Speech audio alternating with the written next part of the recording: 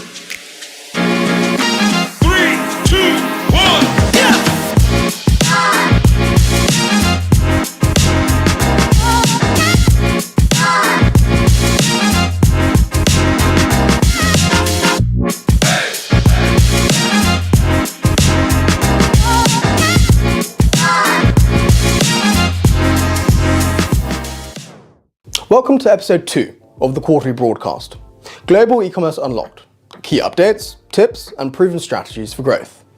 We have a really exciting schedule lined up for you, where we cover the topics that are essential for your business. After the success of our inaugural broadcast back in January, we had to ensure we continued in the same vein. So, we reached out to you to find out what really matters to e-commerce sellers, and the response was simply amazing. Episode 2 of our broadcast has been built by you, the seller, covering the questions and the topics that you wanted to know more about. We'll be exploring the key questions, whether it is better for your business to launch an entirely new product, or whether launching into a new marketplace is a better strategy. We'll also be sharing updates that are necessary to keep your business selling and the important rules and regulations that you need to be aware of. Also, green alternatives is an important topic in business today, and the team will be guiding you through sustainable marketplaces, alternatives to plastic packaging, and the governments and marketplaces that are pushing you to become more eco-minded. Additionally, we'll be discussing the changes in Northern Ireland, what you need to know, and how you can take advantage. As well as all of this, we'll be taking you through the art of preparing for key selling periods around the world, and what you need to do to stay on top. Looking ahead, our experts will cover the key trends and forecasts coming into Q2 and Q3 this year. We end the broadcast with our Global Expanders series hosted by Mike Thake. Mike has got some exceptional guests lined up, and his panel of guests will be taking your questions on how to accelerate into Q4.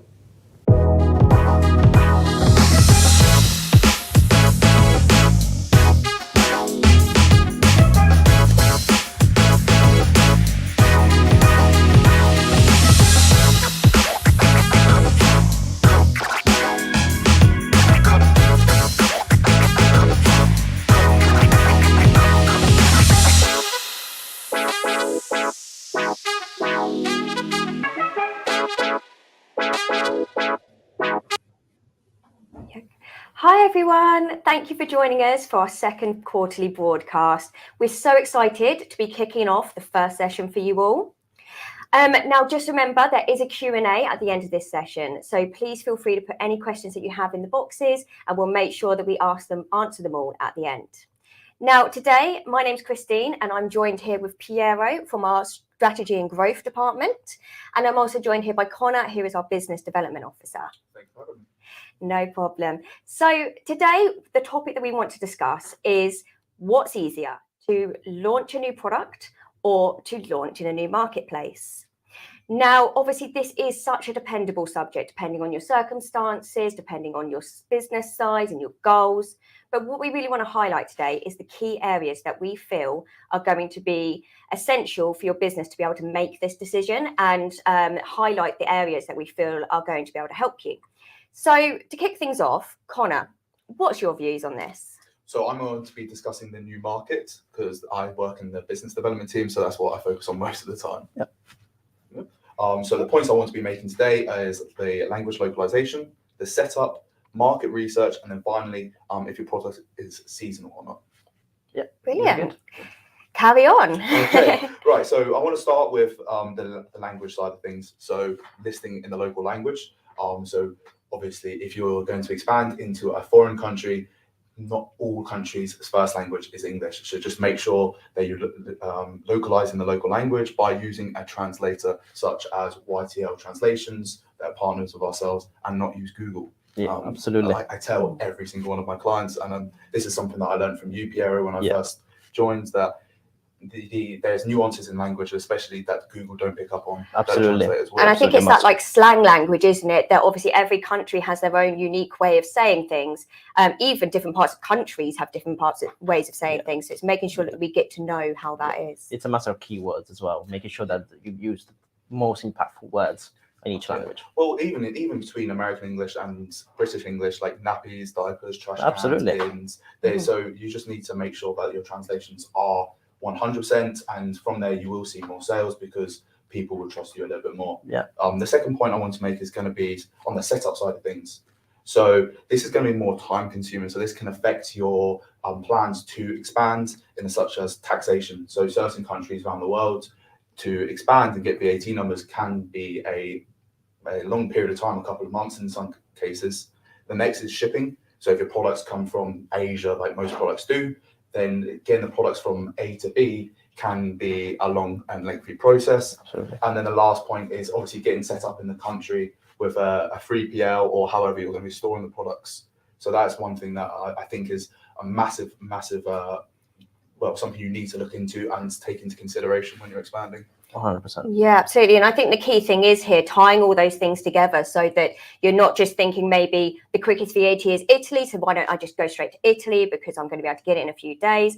But thinking about, is that the best option in terms of my shipping? Is that best option in terms of my storage? And trying to tie all these things together and really doing that research. Well, that goes nicely onto my next point there, Christine. So market research. So I like to always put a couple of questions to my clients. So the first one would be, how are your competitors selling in the country? The next one is, are they selling? Because you can list your products in the country, but are they actually going to be selling in the country? Yeah. Are you competitive in the costings from the beginning? If you're not competitive on the costings, then are you going to get those sales that you're looking for? Are you going to make the profit that you're looking for? And then one of the last points is culturally. There's no point expanding into a country where culturally there's differences and they're not going to buy your product. For example, if you're going into the Middle East, you're probably not going to put alcohol in that country. Yeah. In the UK, you're probably not going to want sunglasses because, as we all know, it's cloudy most of the time. And then the last point is product compliance. Do you need product compliance? Is your product going to be able to sell without product compliance? Because again, that could be more time consuming and an extra cost to the business. Absolutely. Yeah, I mean, they're all excellent points. Is there anything further you needed to add in terms of marketplaces? Well, one thing I do want to mention is probably is actually more to do with the product itself. So is your product seasonal? So the example I want to make is like beach towels or barbecue sets. So if you're in the UK and it's summertime, perfect. You're going to probably be selling your beach towels. You're probably going to be selling your barbecue sets. But when it's winter here, the 6 months of the year that it is, maybe try and go into Australia. Yeah. So you downtime in the UK, you have uptime in Australia, and then vice versa. So you keep your sales, you keep the profits going, and from there you can expand into more markets and have more profit for the business. Great point. Definitely. Yeah, thank you so much for those insightful points. So obviously that covers marketplaces, but in terms of product development and product expansion, do you think that is that easy to do? Yeah. So first of all, it's so imperative to say that innovation and product development is what drives business, right? We can talk about all we want about the blockbuster effect. You are going to be outdated if you're not constantly trying to optimize your product or find a replacement to your current product, because there's someone out there, no matter what, competition especially, that's looking to better your product and kind of keep you off the game. And that's just how business has worked out, and how, especially on Amazon, actually works, and e-commerce in general. After that, it's all about the processes. How are you set up to be able to actually develop your product and actually launch the product? First of all, if you already have a product, it means you already have manufacturers, whether they're going to be in China, but it depends on what you're producing. It can be from anywhere in the world, really. If you already have a great relationship with those manufacturers, when you're launching a new product, the first question you're asking yourself is if that manufacturer can actually produce the new product that you're about to launch. So if yes, great advantage, because you have a great relationship with those manufacturers already. The price negotiation becomes a lot easier, and the overall relationship is already out there. So the communication is easier, the contract making is easier, the payments are easier. So that is a huge advantage if you're trying to develop that new product with the current manufacturer. However, there are instances where you are about to launch something completely so new that the manufacturer maybe doesn't have the ability. So you are going to look at your backup options, the backup manufacturers that you would already have set up. And even if they can't do it, then you're basically back to zero, really, having to start with the sampling side of things. When you sample, there's an initial cost in terms of sampling, really, simply because you have to test it, you have to sample the product, you have to look at it, you have to see what it feels like. What are you happy about? What are you not happy about? It's very rare that first sample is perfect, especially if you're producing something new, right?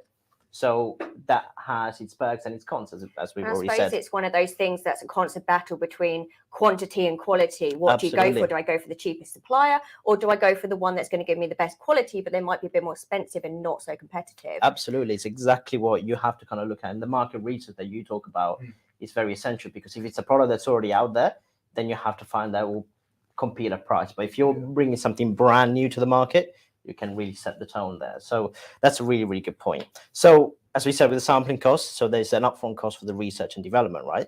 And then you have to start thinking about turnaround times. You have to think about minimum order quantities as well with manufacturers. So how long will the sampling go? When you're ready to finalize the product, how long is it going to take for the manufacturer to actually deliver that product? So that's where your contract negotiation becomes really important as well, because what you don't want to be in a position is that you're promised by the manufacturer that you're going to be delivered the amount of stock that you've ordered in let's say 30 days, but you made this 100% full payment of the stock and they can't deliver on that promise, simply because anything could happen. COVID was a perfect example of when the Chinese manufacturers really struggled for a long period of time to produce, right? So there is ways of negotiating a contract where you just partially pay the stock they're about to make, and you can set deadlines. If you say, okay, I want it done in 30 days time, I'm only going to give you 30% upfront deposit, you produce, and once everything is delivered, I pay for the rest. And I suppose that helps with cash flow as well, and obviously being able to allow you to look at ways you could spend your money in other areas, and then obviously pay the rest a bit further along the line. Absolutely. It's almost nice to be able to kind of keep selling whilst actually restocking at the same time. So it kind of really does help you out with cash flow. And then it's obviously setting up a brand new backup manufacturer, right? So if the previous backup manufacturers can't do it, then you have to find another one. So the communication time, so the turnaround time of that product development is the main difference maker, I think, between that and launching a new marketplace. Most importantly, the last point that I always make, it's all about quality assurance, right? Making sure that that product, whenever it's produced, it's perfect to what is needed and and the wants of the seller as well, and what the consumers want as well. So each time you sample, you have a quality assurance officer.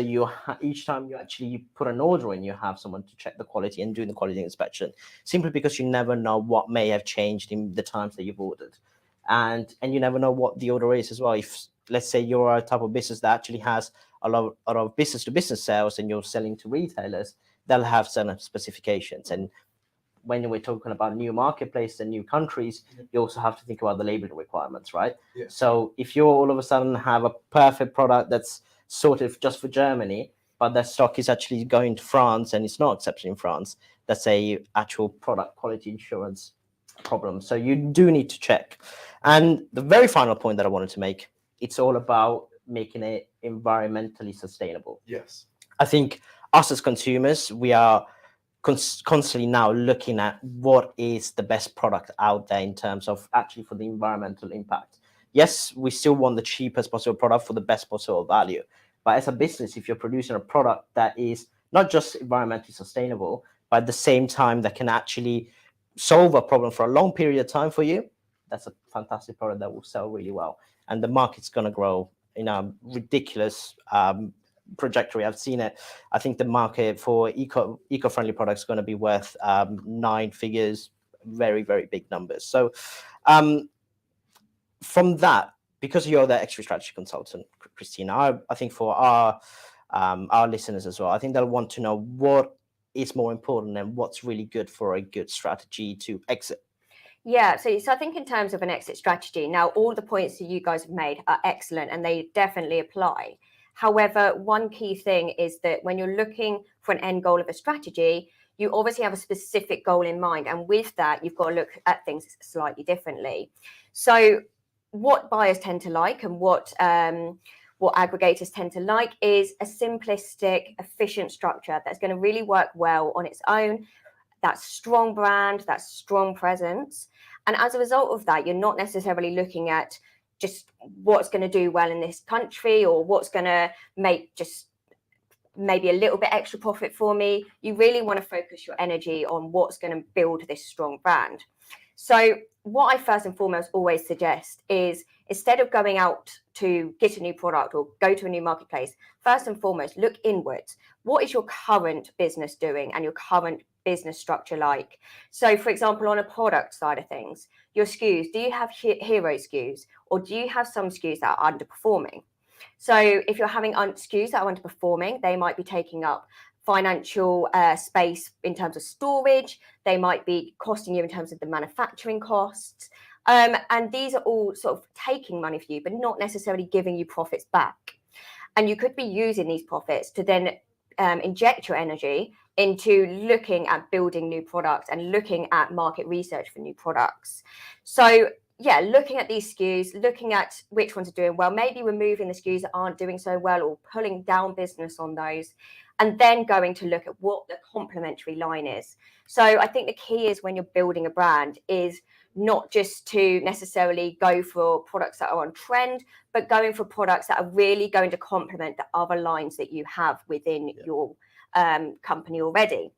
So that would be my perspective in terms of products. Now, in terms of marketplace, it is very similar. First and foremost, I would advise you looking inward.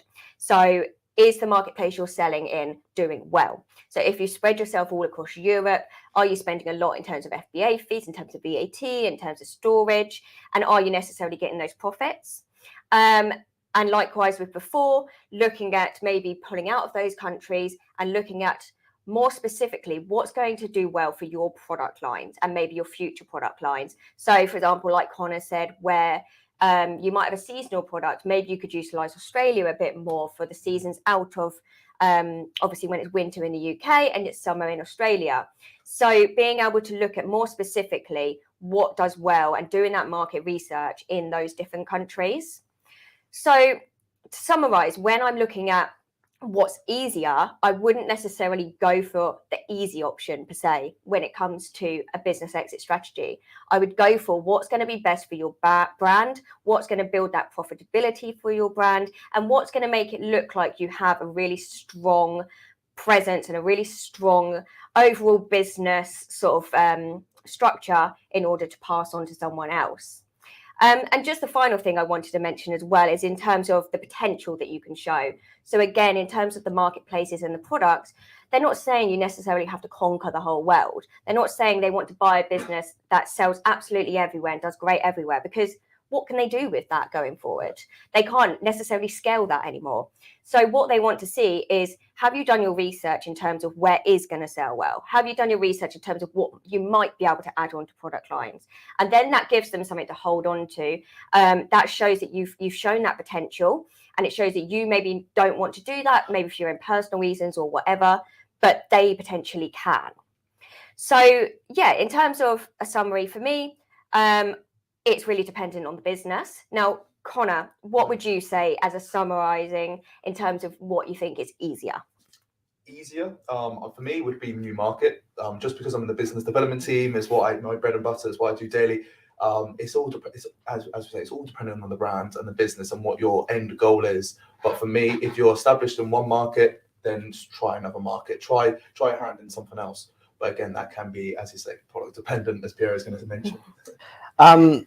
Yeah, from my perspective, I do agree with you, Connor. Simply because if the question is what's easier, as you've mentioned, definitely marketplace. Simply because there's so many facilitators out there, right? So Amazon alone has the EFM program, has the Pan EU program, has the Call of Stock program. You know, it works. So many of the online marketplaces actually work as a marketplace facilitator, helping you with the taxation side of things as well. So for sellers, as much as it still sounds complicated, it actually really is facilitated, right? So in terms of access, in terms of what's easier, definitely the marketplace side of things. Now, you've already mentioned it. Do I think it's the most effective and the best thing for business? It really does depend on the type of product. So if you have a product that has that demand, and you have plenty of tools such as Helium 10 and Jungle Scout that will show you what the demand for that product is and the type of product that's already been bought and what your competitors are as well. So is creating that brand new product what is it going to increase? For example, it's all dependent on the business. So if you care about brand image, if you care about more about, instead of quantity, about the quality and to be foreseen as a well-established brand, then sometimes you definitely want to be the innovator and looking for that brand new product and making your product better and your product offering better, like so many big e-commerce players do nowadays. But then for marketplaces, there's so much facilitators. So if the question is what's easier, definitely marketplaces, but not necessarily the best thing. And likewise, I think if it depends on your business. So for example, if you have a product or company whereby you do follow trends and you do just go for the thing that is popular at the time, I suppose a product probably would be easier because you know that there's probably so many factories out there that is going to offer competitive rates on that product. And if you do your market research right on a product side of things, then you could potentially be one of the first to market if you're really knowing those trends that are following. Absolutely.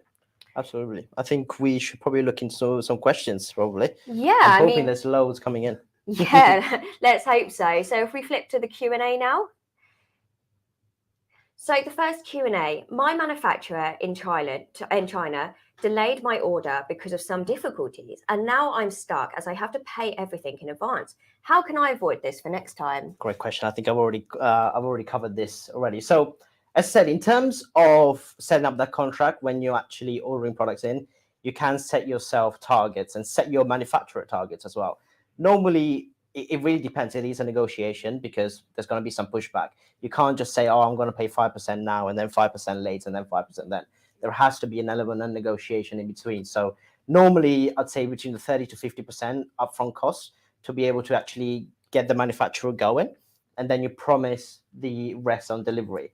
Why is that a good option? Simply because if you don't do the quality assurance, the product arrives, it's not up to your standards, then you can send it back and you kind of finalize it accordingly. Yeah, and manufacturers as well. If you show loyalty to them, then absolutely, they over time the product's going to be quicker to be produced. The price will come down for yourself as well. So you definitely have a conversation with your manufacturer for the future. And I think in terms of negotiation as well, it's so common for manufacturers to offer these payment plans that if you do a little bit of research around into different manufacturers and say, look, I have gone to these other manufacturers and they are offering these payment plans. If you don't offer this, then I could probably easily go somewhere else. And that gives you a little bit of leverage in terms of negotiation. Absolutely. And to answer the question of how to avoid it this next time, actually, at Avast, we actually quite help in terms of cash flow. That's something we've talked about already. So especially when you're doing the shipment side of things. So in the contract basis, that's what you need in terms of actually picking out what is the amount that you want to pay up front. Then you have other options that actually really helps you. So if you're importing into the UK, you have something wonderful called the PVA scheme, the postponed VAT accounting that actually helps you save a 20% import cost when you're actually importing into the country. And there are other options, other countries that actually offer that possibility. You can do it in Ireland, Netherlands, Belgium, France. Obviously, some countries have other requirements, but it is a fantastic option that you can actually look into. So in terms of that side of things, where instead of paying everything up front, maybe have a brand new contract with the manufacturer. You say, let's say, pay this much up front, and then talk to someone like Abask or other consultants that can actually help with the cash flow side of things and really help out with that. That's a really good point. Perfect. So on to the next question. What marketplaces are ideal for a sports brand? And what would you suggest to compete against other sports brands on Amazon, where the product development is very saturated? Great question. That's Great a question. really good question. So I purchase quite a lot of sports products myself, and I know for a fact that Amazon is probably not one of the best marketplaces to do sports products in. So in terms of alternative marketplaces, there's two that come to my mind, and Decathlon being one of the biggest conglomerates out there in the world, and obviously having retail stores as well. They're really, really good. There's also Colisée in France that's developing, and it's really good for like racket sports. But in terms of marketplace for sports brand, yes, definitely those two are fantastic options. Yeah, and I know myself, like, I'm not massively into sports, but if I were going to go and buy a sports product, probably Decathlon would be my first thing that pops to my head, not necessarily Amazon. Established brand, absolutely. And then again, it's the sport brand where product development is very saturated. I mean, then you have to start thinking about your other competing factors, right? So on Amazon, the magic word is PPC. The magic 3 is PPC. You have to compete on a keyword basis and actually create some sort of brand awareness towards your company and your brand. That is when brand image becomes really, really important. And then it's a case of the reviews as well. If you're not making a quality products, you will be found out especially when you're competing at such a massive level. Yeah, and I think a step further. So for myself, I will look for products that are Prime. Is your product Prime available on Prime? Because if it's not, I don't buy the products. And I think many people are the same these days, that they don't want to wait 3 to 5 days for the product. So that's something else that you'd want to look into. Just look at what your competitors are doing. Look at what we've suggested. You suggested Helium 10, Jungle Scout, and then from there you can make a decision from that point. It's a great point on Prime. I won my stuff the next day. So absolutely. Yeah. And I think also, obviously, it's depending on what type of product you're selling. So if you have your own personal sports products that you've developed, obviously you've got massive USP there. So it's about getting that marketing out on it, and really showing why yours is better than other brands potentially. Yeah. Amazing. Great. So I think we have time for another question. So Amazon has invited me for the Call Off Stock program. Will that give me access to other marketplaces? Great question again. I think so with Call Off Stock, yes, you do get the access to other markets. It's a great facilitator program for you to kind of access other marketplaces on Amazon, especially. In terms of other marketplaces, obviously, in terms of other than Amazon, no. But the Call Off Stock actually, I think, is a good entry point, I'd say, for a lot of businesses that want to just try out the European side of things and are not ready to go on a massive go-to-market launch in Europe. Yeah, I think just look at the cost side of things as well. As you mentioned, it's a very good program. Now we always talk about different Amazon programs out there. If Call of Stock doesn't work, you've always got the EFN program as well that works very similarly and is very good to test the market out. If you're looking at Call of Stock, potentially don't look at the Pan EU in the first instance and wait. Yeah, absolutely. I think it's a good trial basis. I think you go Call Off Stock. I think from a UK brand perspective or a non-EU brand perspective, you might want to start on a EFN basis from the UK, which is one of the biggest markets out there on Amazon. You start with the EFN, then you might even want to try Call Off Stock through one of the European countries, shipping directly into Europe. But then even Amazon will say Pan EU is the best of the best, where you really want to be. And if you want to reach those levels and you want to reach those sales, it's a program that you must be on. Yeah, and that's something that we assist with daily. So I would highly recommend, if needs be, you can get in contact with us and we will run you through everything and talk you through the processes. Absolutely. Yeah, definitely. Well, thank you all for joining us today, and I hope you found this insightful. Obviously, if you do want to know more, please do get in touch with us. We'd be more than happy to answer any more questions you have. But yeah, it's been great, and thank you, and hopefully we'll see you again soon. Thank you very much. Thank you.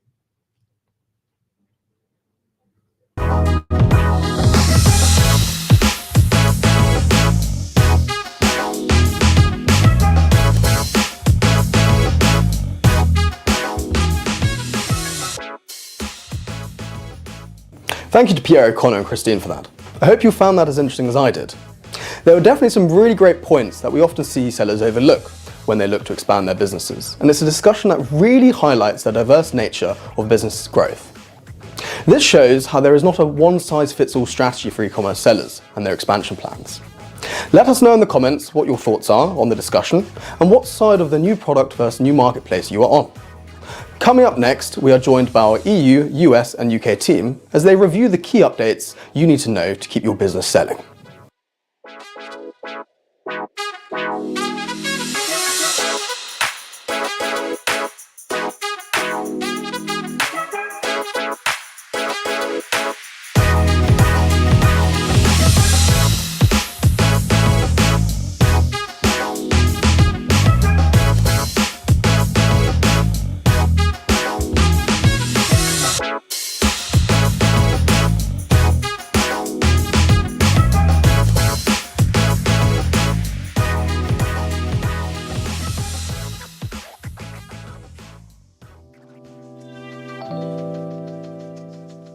Spring clean your business. E-commerce rules and regulations are always changing, so why not have a spring clean and revise the way you sell? Now that the winter holidays are over, it's time to make sure your company gets a refresh and starts using new strategies to maximise sales. At Avask, we have an exclusive spring promotion just for you that includes free registration for one VAT number and 50% off any further VAT registrations. If you already have VAT registrations, we can take over the filings and offer you a 10% discount.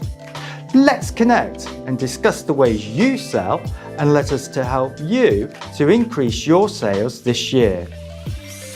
Have you implemented creative marketing? Are you using social media campaigns during the holidays and other peak selling periods? What alternative or additional marketplaces are your competitors selling on? We want to ensure your expansion strategy is in good working order for the exciting opportunities ahead this year. Connect with Avask today and make use of this promotion whilst you still can. If you would like any more information on this offer, you can find the terms and conditions on our website.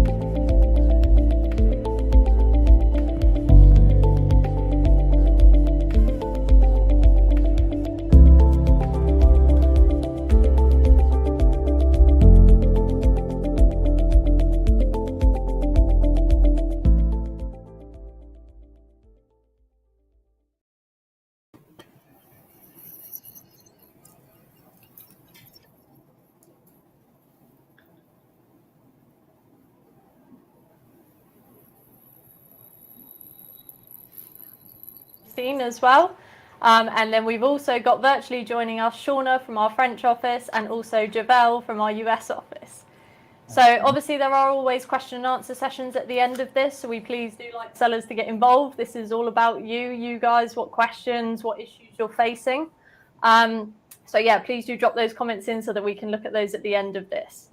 So I think we can all agree that obviously in the e-commerce industry at the moment, there are so many changes coming in, as there always is. It's a fast-paced industry for sellers to be in. So we're going to cover some of the key updates that are sort of impacting sellers that we've seen in the last sort of weeks, months, and also sort of things that we can see coming very closely at the moment that sellers are telling us about during our connections. So we're going to offer some sort of important insights, and some sellers obviously I know will have gone through these experiences. That's how we've learnt about them and come across everything. But also for those sellers that haven't, hopefully we can give you some top tips to sort of take preemptive action on that side to avoid having to get into any issues or any sort of situations. So Christine, I know we're sort of seeing a lot of changes at the moment from a UK perspective. So could you tell us maybe a little bit more about some of the recent ones? Yeah, so I think one of the biggest things in terms of the UK that I have noticed is that a lot of clients tend to open up a company in the UK because they think it might be easier to sell on Amazon, or they think that it might be easier in terms of maybe their storage or shipping. And that's absolutely fine if that's something they want to do. However, what I think the thing is that they need to remember there is requirements and there is regulations behind doing this. And what I tend to see a lot of the time is that a company gets opened, they start selling, and then a little way down the line, they realise that there's corporation tax that may need paying or VAT that may need paying. And all of a sudden there's a panic in terms of what needs to be paid or whether or not their business might be shut down. And obviously that then affects their trading.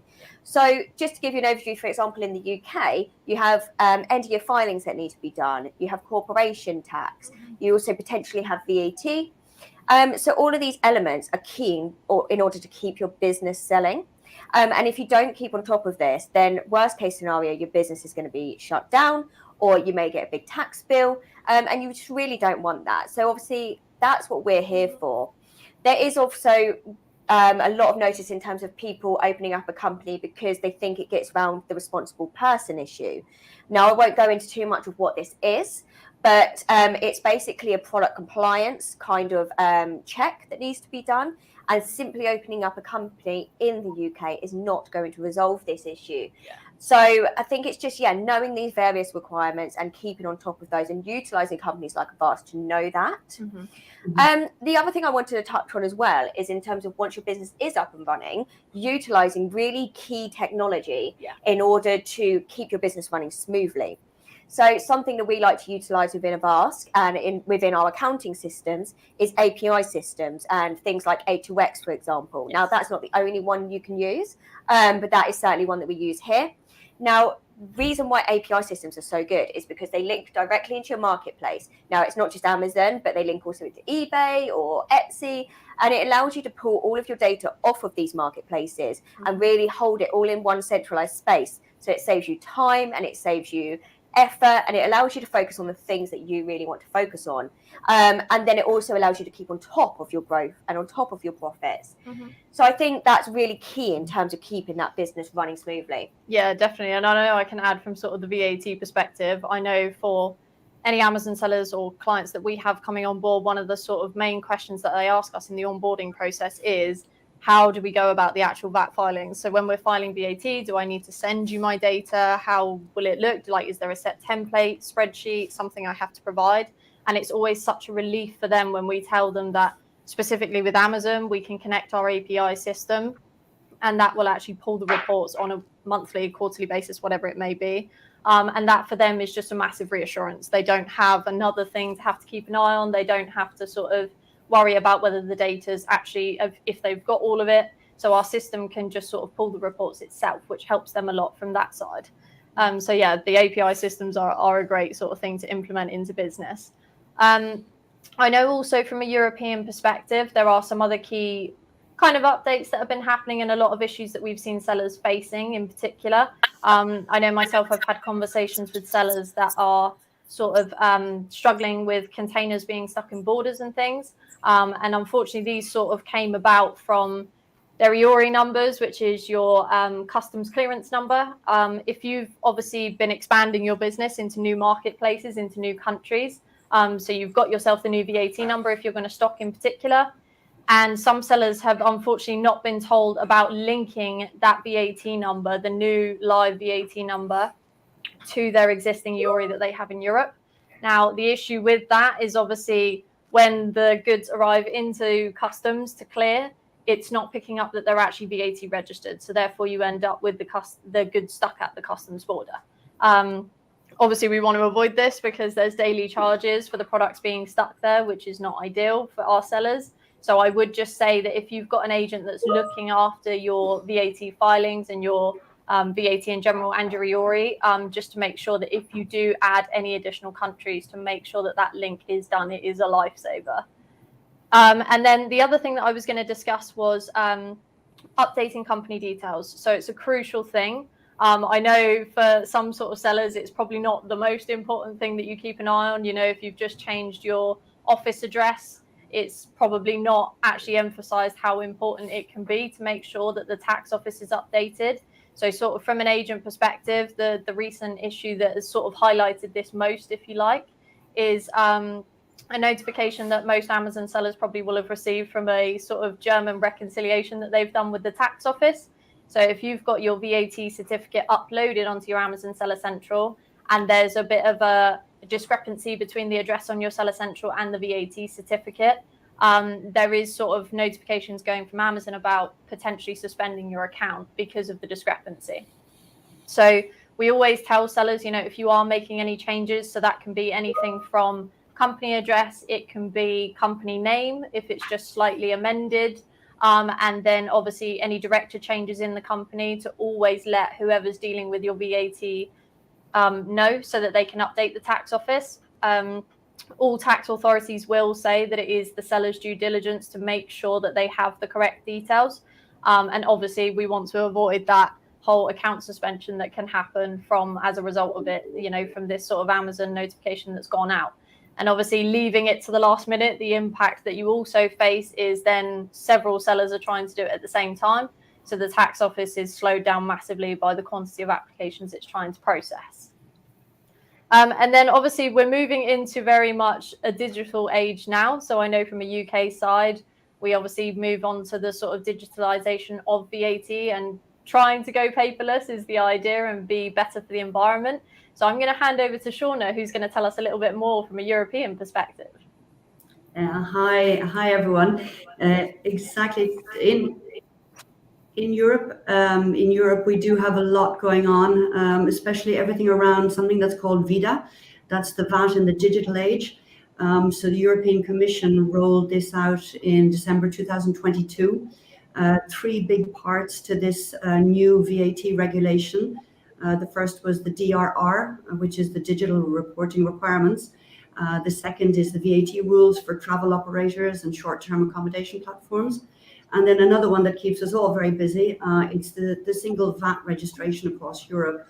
That's the OSS. So these 3 big parts of the changes in regulations are keeping the businesses and ourselves and the marketplaces all very busy. The 2 reasons for VIDA, first of all, it was to simplify the compliance level for businesses, to try and bring down the costs for the businesses in what they need to do to be compliant. And the second was to increase the VAT revenues for the member states. So this was really, a very keen effort by the Commission, so that the member states would all align, get the reporting systems in place, make sure that they were all following the same sort of procedures and that in terms of B2B and B2C businesses. So maybe back to Alice. I think we all have a lot of cases regularly that we're dealing with, a lot of different type of client issues and that. So again, just to understand the actual playing ground in Europe is changing. The member states are all coming together with the same sort of processes, the same type of reporting requirements, and that's imposing a lot of effort on the business side and so on, and the marketplaces. Yeah, definitely. So I think we obviously have covered a lot from a European and a UK perspective there. So I would like to hand over to Jovel, because I know there's a lot of interesting and always so many updates from a US perspective. Of course, definitely, guys. Thank you. It's always so interesting from the US side hearing all these updates about the UK and the EU. So thank you for that. Now, on my end, regarding API connections, Christine's pretty much covered the experience for the US side as well. Clients are absolutely loving the fact that they do not need to manually send us information how they used to in the past. Now, Alice, as you've mentioned before, the e-commerce world is constantly changing and updating, and the US is no different. Regarding updates affecting sellers, the US sales tax regulations have undergone some major changes, guys. For personal websites such as Shopify, there really aren't a lot of changes at all. It falls completely on the Nexus activity. That means you need to register, file for sales tax if you have a 3PL, warehouse, employees residing in a separate state, past the 200 transaction for the state per year, or 100,000 in annual sales per year per state. Now, regarding Amazon, there are some big changes to discuss that is currently in force and affecting sellers. Now, as of January 1st, 2023, Missouri joined the marketplace program. So anyone who's listening who was a previous seller, it's important to note that you do not need to register and file in Missouri anymore. Now, as I love to tell my clients, I always say think of each 50 states as 50 different countries that just operates together at times, but majority independently. Everywhere else in the world, there's one standard tax rate, one standard set of rules, one standard regulation, and then there's the United States. Each states have 50 different tax rate, different regulations, different rules. I'll give you a quick example. Our office is reside within New York in the United States. So let's say I go to a supermarket and I see, for example, this glass on the shelf for $10. I know that by the time I take this glass off the shelf to the register, it will not be $10, it will be 11. Reasons being sales tax. It is applied at the transactional process. It is never included in the listing price. So with a person selling on a marketplace program such as Amazon, the same rules and regulations applies to you. You have to apply the sales tax, collect it, remit it to the state, usually on a quarterly basis. Each state varies. So thankfully, Amazon's what's called a marketplace facilitator, right? So they naturally applies, collects, and remits for you. So to recap, there are 50 states that makes up the US. Out of the 50 states, there are 36 that have the Amazon warehouse fulfillment centers to fulfill things such as Amazon Prime, same-day shipping, etc. Now, out of those 36 states, guys, 9 of these states says that due to the fact that you hold inventory within our state, you need to have a seller certificate. Now, a lot of clients ask, well, Joval, how do I acquire a seller certificate? It is completely done through registration of the state. And once you register, you have to file. I always reassure them that they will not be filing any extra sales tax, being that Amazon does collect and remit for you. But what we've been doing for thousands of our clients to keep them compliant is doing what's called a nil filing or zero filing, which is usually filed monthly, quarterly, annually. Again, each state varies. So I know this is all so complicated. I usually have a laugh with my clients when discussing the US sales tax because their mind is just blown. But that's the beauty of Avast. We are a full service provider that naturally specializes in US tax regulations and compliance for our clients or our customers, for e-sellers overall. That's amazing. Thank you for so much for those updates. It's like you say, it's all very interesting. Like a lot of our sellers, they don't only trade in UK and Europe. Quite a lot of them do go globally, and a lot of them do come over towards the US. And I don't think sometimes they realize that, just like you said, each state is like its own mini country in itself. I know that it's not the same rules for every single one, and they need to sort of just be aware of that when they're coming over there. So like you say, there's a lot that needs to be discussed on sort of like each set-up phone call with clients, each onboarding process. But, you know, that's the key thing, is we try to tailor it, I know, from both sides as to that specific client, what they're looking to achieve and, you know, what their overall business goals are. That's how we try to provide and sort of limit the information and make it digestible.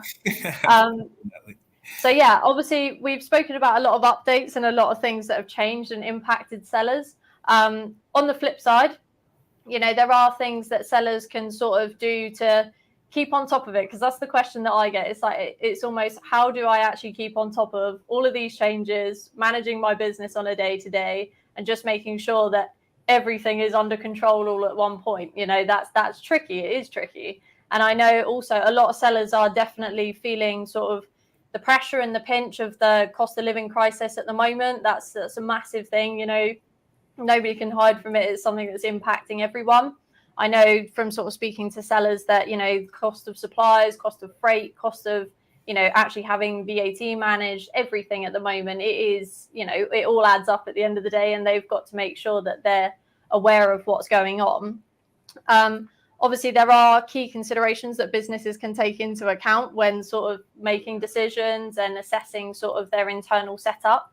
I know, obviously, Christine, cash flow comes into this massively. I know you've got a lot of experience in talking to clients about it. Yeah, definitely. I mean, like you say, there's so much pressures on businesses at the moment.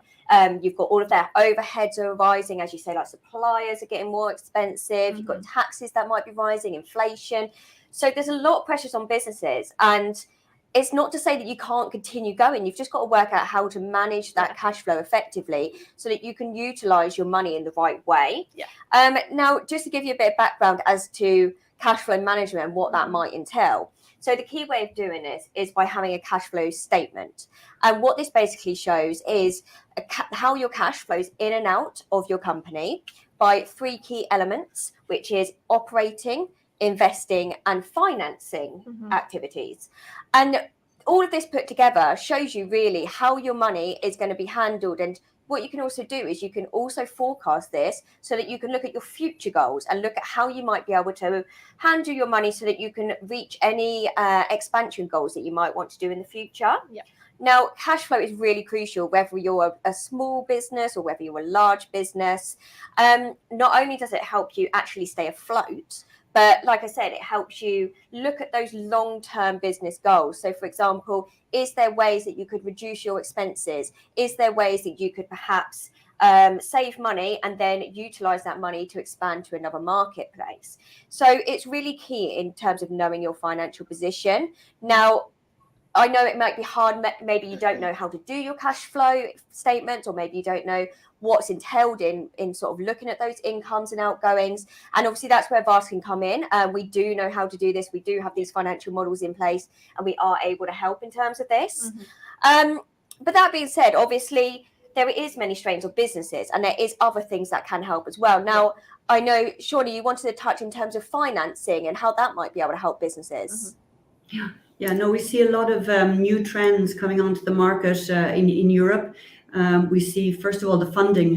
We have a lot of partners that are now able to give the sellers funding, so that helps their cash flow, helps pay for inventory. They've got very easy processes to onboard and get these, financial sort of packages together. Some can be very small. They can start off with a package of 5,000 just to help inventory, make sure that stock is there when sales come through. So we see the trend that's been very big in America. We see it now coming over to Europe, and providers in the different countries in Europe are helping e-sellers grow their business, make sure they've got financing. Processes are a little bit simpler than the standard banks. So again, we're there with the clients. We're there to help them and make sure that they get the proper servicing when they need financing. For the consumers also, there's also a very big trend that's taking shape now in Europe, particularly here in France. It's the installments. So more and more of the sellers are being provided by their banks or by their financial partners to make it that the consumers can actually buy their products in installments. So again, these are all very automatic processes that are in place. So when they're on the marketplace or when they're on the website, they can click, they can pay 3 times or 4 times, they can break down the costs. So it encourages consumers to buy and to program, purchasing on a longer scale, especially with inflation, especially with what we see happening in the market. These sort of tools and these sort of offers that are coming in now, both for the sellers and for the consumers, are really making the businesses grow faster. So it's all very positive, and we can see it on a lot of the markets in Europe. So it's all very good, and we're happy that we have some very good partners with Avask, that we've got the processes in place, and we can actually reply very quickly to the clients. Wonderful. You know, Shauna, it's the same thing, the same process that, as you mentioned, is happening here as well. Actually, Amazon does have this little promotion that's happening where they're helping clients expand into the United States. So they provide income, as you've mentioned, just to, dip your foot within the water, just to test it a little bit. Statistic wise, selling in the United States on Amazon, there's approximately 2.16 unique billion viewers per month. So Americans shop when they're bored. I fall victim to that as well. I really do shop when I'm bored. So we do care about how our clients finance their business. For example, we've had clients in the past who've only used us for annual tax filing while having their bookkeeping elsewhere, while having their sales tax elsewhere. Now, when it comes on to the annual tax filing, would need certain information that the clients would need to gather, pay additional fees, etc. Now, imagine having all of your services under one umbrella. Discounts would be applied, ultimately paying for less, and all of your information would be in one secure place with Avast. Now, Avast makes sure that our clients have a more hands-off experience while conducting their business. You get to live your life a little less stress with more freedom. We handle all the complicated tasks, and that's just the beauty of Avast. I feel like I am selling it, but that's how much I believe in the company. Isn't that right, You're Alex? selling it very well. Yeah, and I think that is really important. There are so many updates in the industry, like we've said it, third time now coming round. It's such a fast-paced environment for sellers, to keep up with legislation itself, trends, staying on top of, getting their rankings up there, making sure that their product stays at the top, their reviews, everything. There's so much to look at. But obviously for everyone that's tuned in, we hope that we've offered you, some great takeaways. And obviously for those sellers that are potentially new and setting up at the moment, that, that they've got things in mind to watch out for. So, where it comes down to those pieces of legislation and things that they can implement, like API systems, and stuff like that, just to try and make the whole expansion process a lot easier along the way. So obviously, we're hoping that we've managed to answer quite a lot of your questions along the way, but I would like to sort of jump over and see if we have got any questions from our viewers so that we can cover anything they may want to know. Okay, so we have a message here from John Sams saying, I have a UK EURI, can I use this for trading in the EU? So I'm quite happy to take this one. I've had this question an awful lot, especially since Brexit. So pre-Brexit, UK was a part of the European Union. So a lot of sellers did used to get the UK EURI. Now, the reason for that is you can actually do it as part of the VAT registration process. So it was really simple. It's a case of ticking a box to say that you wanted it as well. And then it was pretty much the exact same number as your VAT. You just have 3 zeros at the end. So again, nice and easy to remember as well. Now, ever since Brexit has happened, we did try to pre-warn sellers that this now meant you actually need 2 EURI numbers. So you need the UK, obviously, but then outside of that, you needed to get 1 within Europe as well. So yeah, to answer that question sort of briefly, no, unfortunately, the UK does not cover Europe anymore. You would actually need 1 within Europe itself. But just to note that you don't need 1 per country, it would just be 1 EURI number to cover the whole of Europe.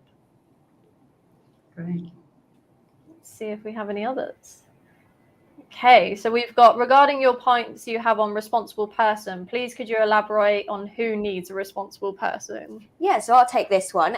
So what a responsible person is, it's basically someone that handles the compliance of your products. So these are mostly products that need some sort of safety check. So whether that be electronics or whether that be cosmetics. And when these come into the country, they need someone that continually monitors the certification that might be needed on these products, and has an established place whereby you store these products, and if anyone does ever want to come and audit, they can come in and audit those products. Now, it's not something that Avast can actually offer, and this is why I say that when you're opening up a company in UK, it can't necessarily cover this responsible person reassurance, because what you need is someone that has the legalities to be able to cover these certifications and to be able to communicate with the audit people in terms of checking these products. So we do work with partners that we'd be able to obviously refer you to if you do want to know more about that and you think that your product might apply. But yeah, it's really important in terms of selling it. It's not just the UK, it does cover the EU as well. Okay, so obviously we've dealt with all the questions that are there at the moment. So thank you again for tuning into this session. We hope you found it really beneficial in terms of what sort of things to look out for at the moment. And then obviously covering off that whole financial funding and sort of cash flow as well, things that you could maybe implement to make your whole journey of expansion a little bit simpler. So yeah, again, thank you for joining us. Obviously, we hope you enjoy the rest of the broadcast. Thank you, Great. guys. Thanks, everyone. Thank you. Thank you Thanks. all. Take care. Enjoy the rest.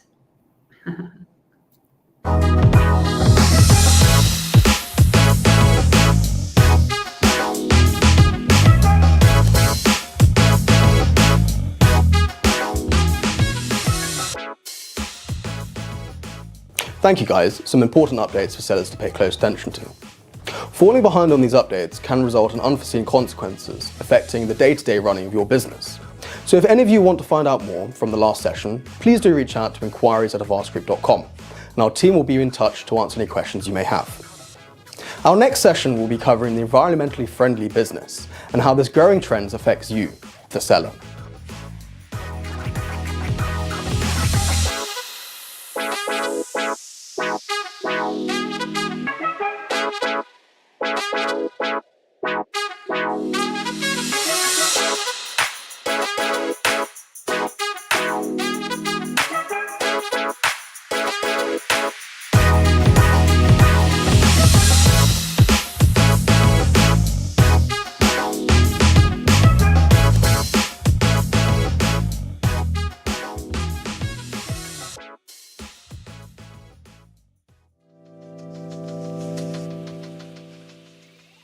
Spring clean your business. E-commerce rules and regulations are always changing, so why not have a spring clean and revise the way you sell? Now that the winter holidays are over, it's time to make sure your company gets a refresh and starts using new strategies to maximize sales. At Avast, we have an exclusive spring promotion just for you that includes free registration for one VAT number and 50% off any other VAT registrations. If you have VAT registrations already, we can take over the filings and offer you 10% discount. Let's connect and discuss the ways you sell, and let us help you increase your sales this year. Have you implemented creative marketing? Are you using social media campaigns during the holidays and peak selling periods? What alternatives or additional marketplaces are your competitors selling on? We want to ensure that your expansion strategy is in a good working order for the exciting opportunities ahead this year. Connect with Avast today and make sure you use this promotion while you can. If you would like to know any more information on this offer, you can find the terms and conditions on our website.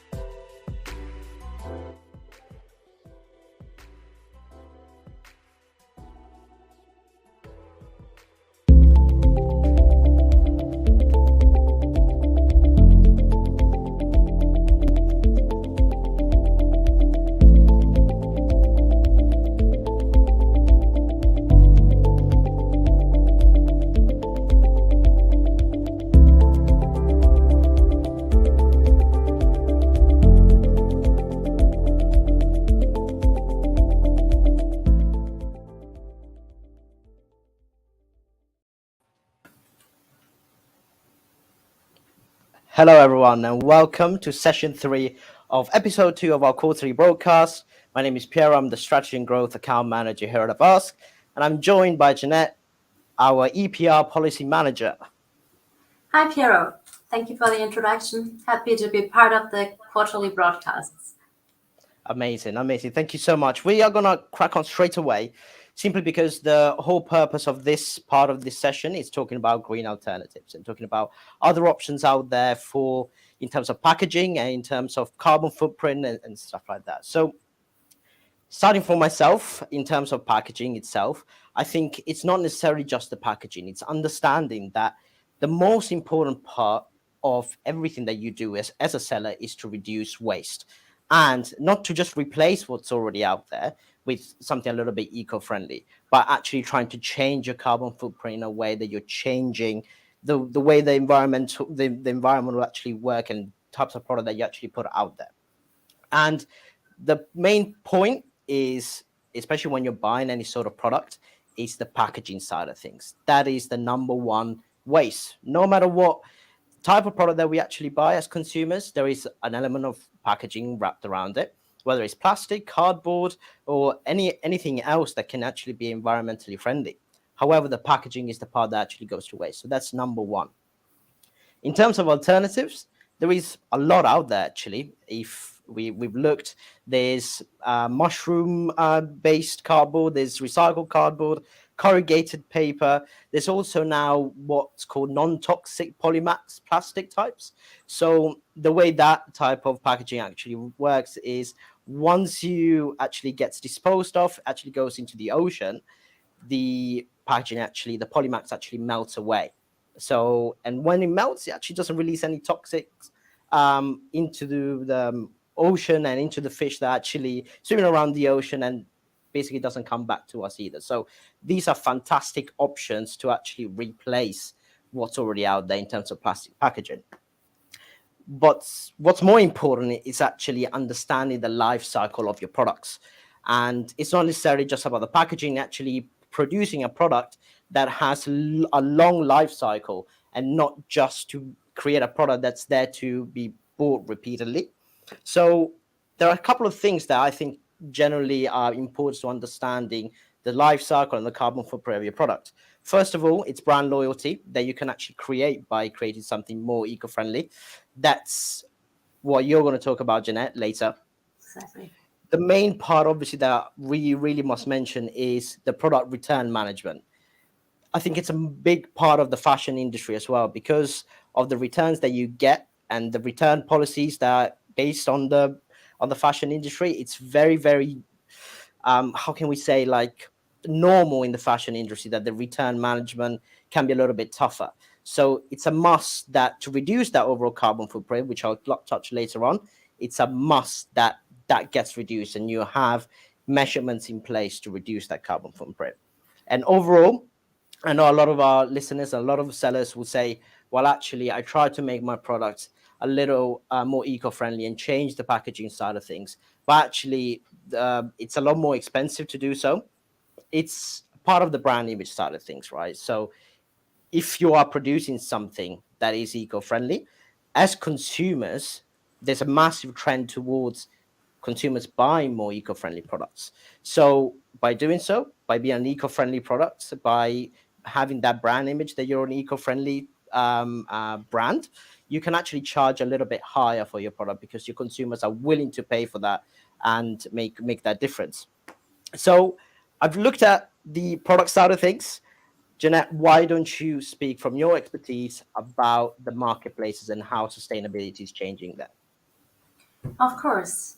Yeah, since especially since the COVID-19 pandemic, a shift in consumer attitudes can be observed, with customers placing more emphasis on socially responsible and environmentally friendly solutions. But countries and legislations are also increasingly pushing sellers and producers to act in the interest of the environment. To create more awareness about the environmental impact of a product that is put onto the market, there are now registration obligations and corresponding environmental contributions to be made as part of the extended producer responsibility. marketplaces are adopting some modules in this regard now. In fact, sustainability can be an enormous performance driver. Important marketplaces like Amazon, Zalando, and Otto have already identified this fact. For example, there are more user-friendly filter options. This means that only sustainable products are displayed on the website, and consumers can make more conscious purchasing decisions. And yeah, in addition to that, customers are supported in choosing sustainable products through the availability of certifications as proof of the use of licensed materials and sustainable ways of production. For instance, Amazon has created its own externally validated certification, which is called Compact by Design. It aims to encourage brands to design more efficient products with better packaging that can reduce carbon emissions. In general, selling on sustainable marketplaces can lead to an increase in conversion rate, and as you said, Piero, decrease the return rate, and it can create gross margin. But what about the carbon footprint? Can you tell us more about it? Absolutely. So with the carbon footprint, it's not just understanding how to reduce it. It's comprehending everything that you have in terms of the journey. It's from the start to the end, all the way to the customer. So if we consider that you have one point of contact at your manufacturer, let's say in majority of the cases in terms of Amazon sellers and e-commerce sellers in general, it will be somewhere in China. If it was in China, you'll have one point of contact where actually they finalize the product. However, that manufacturer is probably finding the raw materials for the products from another factory itself. So a raw materials factory, for example. So there's a carbon footprint starts from that raw material factory where the products are sent and the raw materials are sent from that factory all the way to your manufacturer. Then the manufacturer itself then will need other help, maybe in terms of other parts that may come from other raw materials factories, and increasing your carbon footprint even more. Maybe that manufacturer actually has the printing side of things at another manufacturer, so they have to send it there and back. Same with packaging, they have to send it somewhere else and back. So overall, in just the producing of the products and producing your products, you're actually creating quite a big carbon footprint to start with. That's without considering the fact that you're going to have to look at the sampling, you're going to have to look at the quality inspection, you're going to have to look at the actual sending the product either to warehouses or directly to the customer. So these are parts that actually really increase that carbon footprint. And the only way to change that is to kind of create that communication level with your current manufacturer, saying, okay, where are you buying the products from, and trying to find a plan on how to reduce it. There are other manufacturers that may actually charge a little bit higher for your product. However, they will cut down the carbon footprint. What are the perks of doing that? The brand image, which you are going to touch up in a second, Jeanette, because what an incentive that you have, especially as I said earlier, consumers are drawn into buying eco-friendly products, is that you can show that you are sort of sourcing your products in a very sustainable way where you reduce your carbon footprint by a big amount. Another way of doing that as well is checking what type of energy actually your manufacturer uses. There's a big movement in China towards manufacturing actually using solar energy and renewable energy that can actually make a big difference in your carbon footprint. If your main manufacturer and your backups as well are all solar powered energy or water powered, that's a massive step for your carbon footprint. And companies such as Patagonia have done it. So many brands that have achieved a great brand image and great brand quality by actually using sustainable products and creating sustainable products as well. And the final point that I wanted to say, actually, there's aggregators out there that are ready to purchase companies and purchase brands, such as Flora brands, for example, that actually actively look for environmentally sustainable companies that want the brand that's actually thought about the brand image. They're putting eco-friendly products out there. They've thought about their carbon footprint in general to really make a difference in terms of the products and the substitutes of the current product that mainly use toxic and plastic materials. So that's it for the carbon footprint. Really, these are the thought process that you really should think about. However, I've mentioned it a couple of times for brand image, but I know, Janai, that you have a further few points. Sure. Yeah, I would like to talk about the positive impact of green alternatives on brand image. In general, positive brand image is crucial for the success of a company, and it and services perceived by customers more valuable and increase sales, as you already mentioned. A green brand image will attract environmentally conscious consumers and build trust.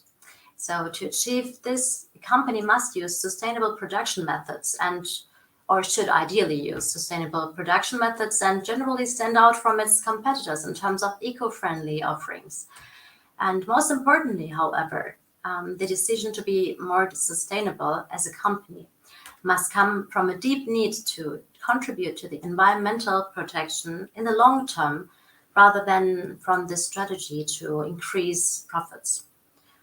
In fact, some companies invest more money and time in promoting a green brand image, which is not so ideal, than in operating an environmentally conscious way, which is called greenwashing, as you may know.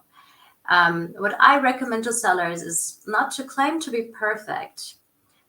Transparency about products and materials, production and sustainable delivery methods are very important.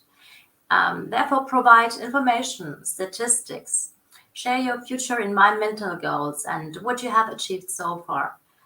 As previously mentioned, sellers can also apply for official certifications and badges, provided, of course, they fulfill certain criteria in order to convince the consumers and uplift the brand image. Last but not least, my advice to sellers is to always be consistent and in line with the overall environmental concept that they represent as a brand. This is very important to attract customers in the long term, to create customer loyalty and maintain a good brand image.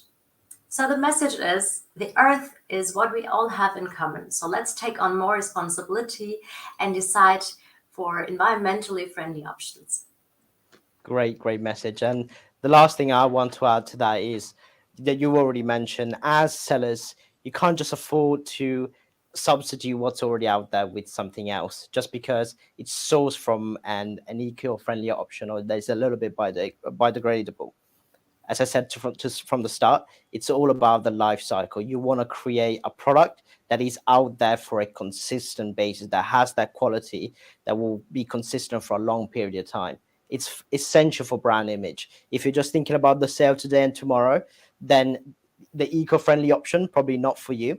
But if you're thinking about a larger image and thinking about options, such as the exit option that I've already mentioned as well, it's something that you want to create a perfect product that actually increases the life cycle and not just a replacement of what is already out there.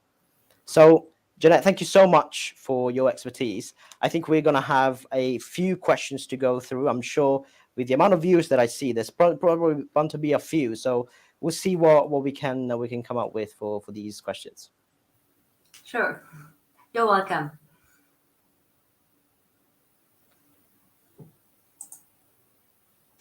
Perfect. So first question is from Sally, and it is, I am selling loudspeakers in Germany. I did my registration for packaging on Lucid, which is an EPR policy, in June 2022. Are the registrations for electronic products and batteries optional? I think you probably want to take this on, Jeanette. Sure. No, they are not optional. In Germany, registrations have to be made in 3 categories, namely for packaging, electronics, and batteries. At this point, a small reminder for you. For electronics, the deadline to provide the registration numbers on marketplaces like Amazon is mid-June this year. So please make sure to register in time as non-compliant products will be suspended. Thank you for this question. It was good question, and great reminder as well. Absolutely. So the next question. Look from Nicola. EPR seems like a law to deter people from selling. I have come away from selling in Germany and France just because of it. I have looked into selling on Shopify instead because of it. Is there a way around not getting EPR? I know for a fact that the answer is no. Jeanette, I think this might be one for you again. Yeah. No, these registrations need to be done. Sorry, it might be a bit annoying for sellers. I can understand that, but the aim is to create awareness, of course, from a seller point of view, what you put onto the market and what impacts are on the environment, and these eco contributions to recycle your products or to help with environmentally friendly methods are very important. So that's why we always need to do the registrations for the categories that are needed in a specific country. And the categories can be different or vary from country to country. In Germany, as I said, it's about 3 categories. But in France, there are more than just electronics, packaging, and batteries. There are also an obligation to register for tires, for plastics, and for textiles and toys. The list is longer. Yeah. It makes sense to get support, and we can help you if you want.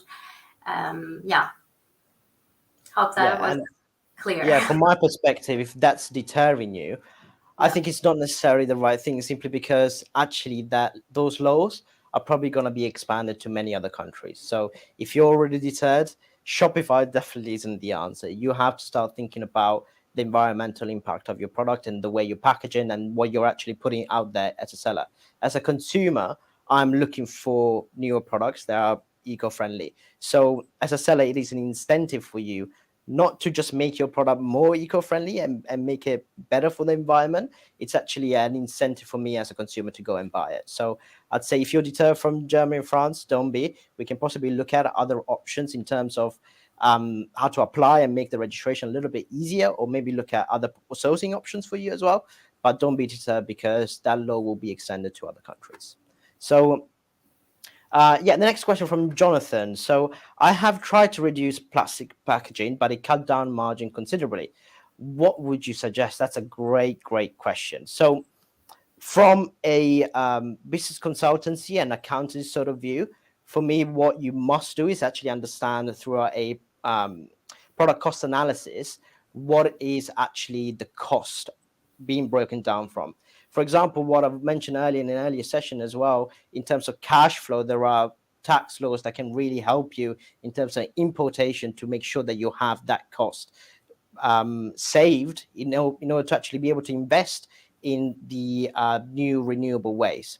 As I said, use that option for your brand image. Show that you're an environmentally friendly and sustainable products and brands, because you have to take the perks out of it in a marketing sort of sense in that case. And there is no shame in admitting that, simply because you are genuinely trying and you're showing the real potential that you are trying, what you're trying to do with the product, and actually making it better and more sustainable.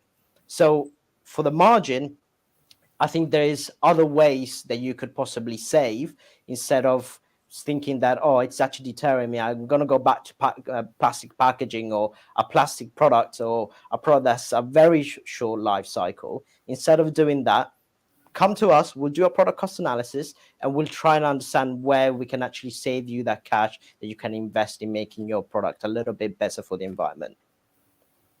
Exactly. And another question from Ben Johnson is, why should I think about changing everything and cut down my margin when big conglomerate companies keep producing plastics and sell them for mass produce? That's a great question. Simply because I understand, because I think when I go to a retailer or supermarket and I try and buy my fresh produce, in supermarkets especially, you're probably being wrapped in plastics that I will dispose of, normally tend to recycle, but I don't necessarily know the life cycle of that, or whether it gets recycled or not in the first place. So again, I think it's all about that brand image is actually affecting something that you're trying to do. You're affecting the world by what you're putting out there. If you're comparing yourself to the big conglomerates, it's because they have had that system going for a long while, and it's actually going to take them longer to come to at ease with the new laws and come at ease with EPR and changing all the packaging. And you can see a little bit of a movement towards that. Now, when I go to retailers, there's more cardboard packaging. If I go to a fresh produce shop, they will do a sustainable packaging for meats and vegetables and whatnot. So when it comes to yourself, instead of comparing yourself and say, oh, if they're doing it, then I will do as well. I think be the progress, be the actual trailblazer, more or less, that actually changes the norm out there. And with your brand, if you're showing that you are sustainable and you're really trying, I'm going to mention that the example with Patagonia again, their brand has absolutely boosted across the world because of the work they've done over the years and showing on a constant basis that what they produce is to a certain level and very sustainable. So I'd say don't be deterred, be the trailblazer in this case. And I believe that's actually it. There's no further questions. Thank you so much, Jeanette, for joining me. Your expertise is always very, very useful. And we appreciate you for staying on. And please, there's going to be a quick break, and the next session will be up very shortly. Thank you again. Thank you.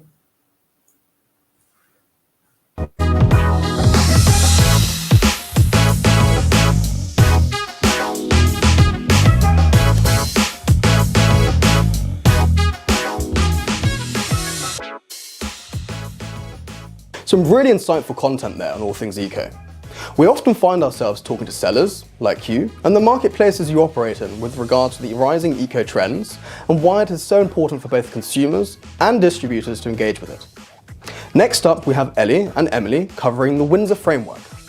This is an important update on how the UK is operating in a post-Brexit world, and one that will affect sellers across Europe and the United States. Stay tuned to find out what has changed, how it will affect your business, and how you can take advantage of the situation.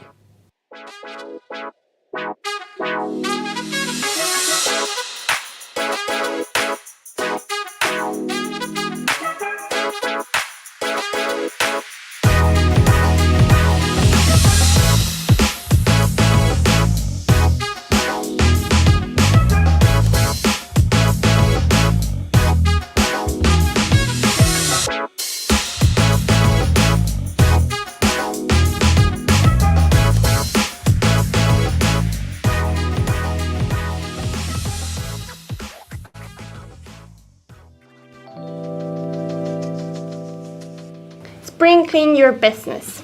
E-commerce rules and regulations are always changing, so why not have a spring clean and revise the way you sell? Now that the winter holidays are over, it's time to make sure your company gets a refresh and start using new strategies to maximize sales. At Avast, we have an exclusive spring promotion just for you that includes free registration for one VAT number and 50% off any further VAT registrations. If you already have VAT registrations, we can take over the filings, offering you 10% discount. Let's connect and discuss the ways you sell, and let us help you to increase your sales this year. Have you implemented creative marketing? Are you using social media campaigns during the holidays and other peak selling periods? What alternatives or additional marketplaces are your competitors selling on? We want to ensure your expansion strategy is in good working order for the exciting opportunities ahead this year. Connect with Avast today and make use of this promotion while you can. If you would like any more information on this offer, you can find the terms and conditions in our website.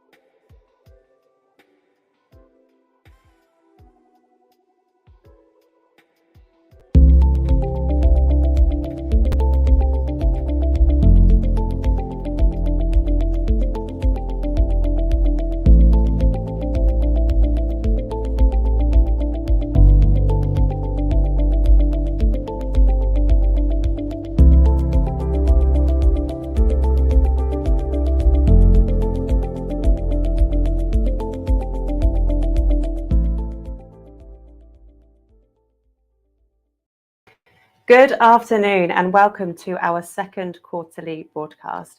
My name is Emily and I'm here with my colleague Ellie.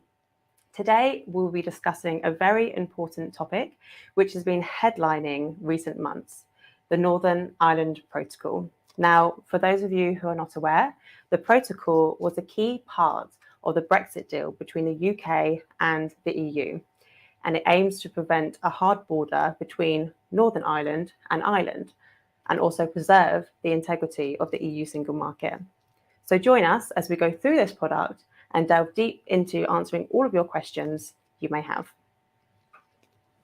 Perfect. So thank you. Good afternoon, everyone. So firstly, before I think we get into the Northern Ireland Protocol and what that means, and also the changes brought about by the Windsor framework, I think it's important to kind of understand the background of why we needed the Northern Ireland Protocol to start with, because obviously Northern Ireland has been treated differently to England, Scotland and Wales post-Brexit.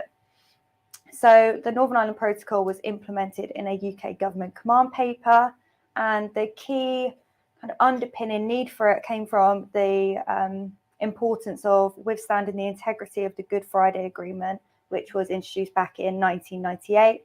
Allowing Northern Ireland to avoid exportation procedures to Great Britain and maintain access to the GB market, but also avoid the introduction of, as Emily said, a hard border between Northern Ireland and Ireland. So the Good Friday Agreement was signed in 1998 by UK and Irish Prime Ministers and created a new government for Ireland via devolution and gave them a new government in the Northern Ireland Assembly, which gave them more access and power over key areas including health and education, but also gave the citizens the right to choose between a UK or Irish nationality or both, and facilitated the end of a period of unrest. So that's kind of the background of why we needed that. Yeah, so the Good Friday Agreement was agreed to remain in place until the population of Northern Ireland and Ireland agreed retrospectively to a referendum. So this is why upholding the Good Friday Agreement was so important following Brexit.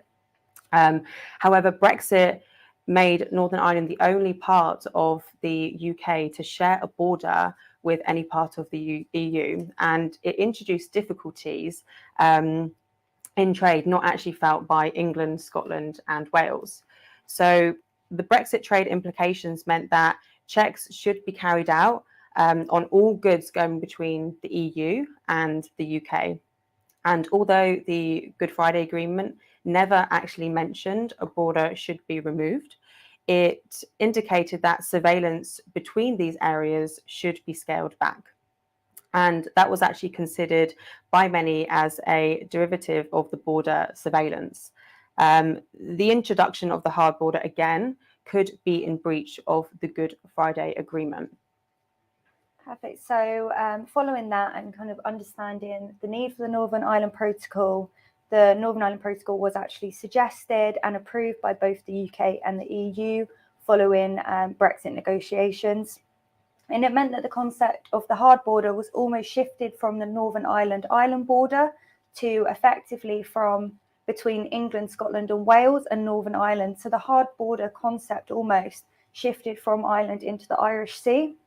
And it meant that all goods, when arriving from England, Wales and Scotland into Northern Ireland, had to be checked as if they were going to carry on into the EU, which meant they were subject to EU customs procedures, duties, import taxes if relevant. So it almost felt as though all of these goods, they were, even though they were remaining sometimes within Northern Ireland and not leaving the UK into the EU, they were subject to all the same procedures as if they were.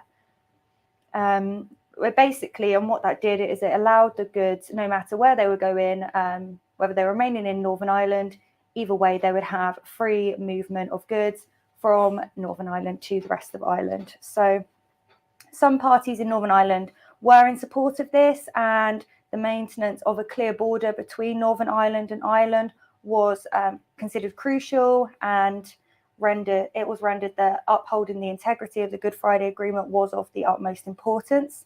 But other parties argued against the introduction of the Northern Ireland Protocol, as they said that it separated Northern Ireland from the rest of the UK And that's what's led to this buzzword that's currently floating about in the news of the Stormont stalemate. So these concerns, they led to a new proposal by the UK within the Windsor Framework Agreement.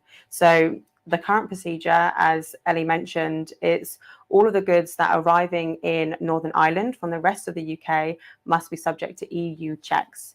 And then all of the goods are then free to move around into Ireland. So the current procedures, the checks are still in place, and obviously that's causing a little bit of concern with a lot of traders. So the proposed procedure, and this is the change within the Windsor framework, is all the goods are separated into 2 lanes. And this is when the goods are being shipped from England, Scotland and Wales into the Northern Ireland ports. So the first lane is the green lane, and that is the UK Internal Market Scheme. And this removes a sense of such border in the Irish Sea, and it's for goods only destined for Northern Ireland, meaning that traders carrying out these movements are not subject to any unnecessary tariffs or customs paperwork. It will currently only be available to certain traders for the time being, but it will significantly reduce the burden on industries such as food supplies, as now a supermarket truck only needs to provide one commitment, and that commitment is that these goods will be staying in Northern Ireland, rather than having a certificate for each product, and as such that can hold up obviously the movement of these goods. So just having that one commitment, that you are going to promise that the goods are going to be staying in Northern Ireland, that will help the flow of movement of the goods that are just only staying there. The retailer must simply mark the goods as not for EU. And it's also meant that the export declaration requirements for goods moving to Great Britain from Northern Ireland are scrapped. The second lane is the red lane, and the red lane is for goods intended for the EU, and these will continue as standard, and the checks for these goods will just stay the same as the procedure at the minute. So they will still be under the standard EU procedure checks when the goods are being imported into Europe. Yeah, so, and I think that obviously the key benefit of that, particularly for industries such as supermarkets, is that now when they have a lorry full of food that they're transporting from, you know, maybe Liverpool across to Belfast, they don't have to have, you know, kind of 300 certificates for every single product they're exporting. They don't need to pay duties or taxes, as long as they're declaring that actually these are just destined for Northern Irish supermarkets, which, I mean, is a really key difference compared to what we saw, you know, a month or 2 months ago. So the other key benefits that we're seeing as well, so obviously there's benefits in terms of just VAT in general. So the actual legal text of the treaty has been changed, and this has allowed emergency VAT and duty changes and reliefs to apply to the whole of the UK, including Northern Ireland. So where previously the 0 rating of energy saving materials was not extended to Northern Ireland, it was just England, Scotland and Wales, that will now be available, as well as alcohol duty reforms that were previously not felt in Northern Ireland. So I mean, beyond just the supermarket, there's, you know, those benefits beyond that in terms of VAT. And another key benefit as well, obviously, is that the kind of the political impact that's being felt. So the sovereignty of Northern Ireland is being safeguarded, and power is being given back to the Northern Irish government, allowing them to oppose EU goods rules that would affect citizens on the basis of the existing petition of concern procedure, which Northern Ireland can currently use in other areas when disputing EU rules. So that is the Windsor framework, and there is an impact on how sales are treated within Northern Ireland. So if you are a UK business, you're storing and selling goods, B2C, so that's business to consumer, from Northern Ireland to Ireland and the rest of Europe, you will need to register for the OSS scheme. This means that all goods sold from Northern Ireland to EU would be subject to the VAT on the arrival country. So if you are holding goods in Northern Ireland, or you're looking to hold goods in Northern Ireland, please do reach out and we can advise the best practice to take regarding those sales. For a UK business who is selling goods into EU from England, Scotland and Wales, the OSS scheme is not available. But alternatively, you will need to register under the OSS scheme. So this means that all sales under 150 euros will be eligible for this scheme. And sales over 150 euros would need to follow standard import procedures and subject to local rules. So it's always good to make sure that you know within your platforms and where your goods are definitely stored, which sort of fulfillment sections you have turned on. If you are concerned that maybe you're not sure that maybe your goods are coming from Northern Ireland to Europe, or if you do have goods stored in England and you're wanting to ship to say Europe, then you will really need to look into registering for IRSS, because it's one of the things that seems to be forgotten about because you don't really understand the new procedures. Maybe that IRSS is still quite a new scheme, the same as the OSS. There's still quite new schemes that have been put into place. So if you are sort of not sure on what you need to do with these sales, please do reach out and we will be able to advise further where your sales will be best placed and where they will need to be declared. Perfect, yeah. And so just carrying on in terms of, how VAT is treated going from Northern Ireland to the rest of the EU compared to the rest of the UK. Emily's just nicely covered how B2C transactions are covered. But in terms of B2B, so when we're talking about sales being made to businesses in the EU that have a valid EU VAT number, naturally, when we're looking at sales going from the UK, generally, it doesn't matter whether or not that company has a valid VAT number, because we're not in the EU anymore. We can't recognise that as a valid business in terms of VAT from the UK.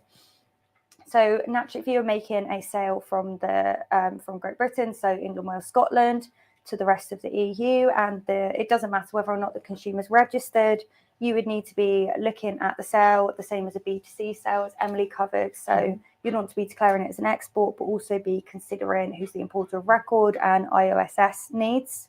But if we are looking at Northern Ireland, they can actually recognise businesses that are incorporated within the EU that have a valid EU VAT number.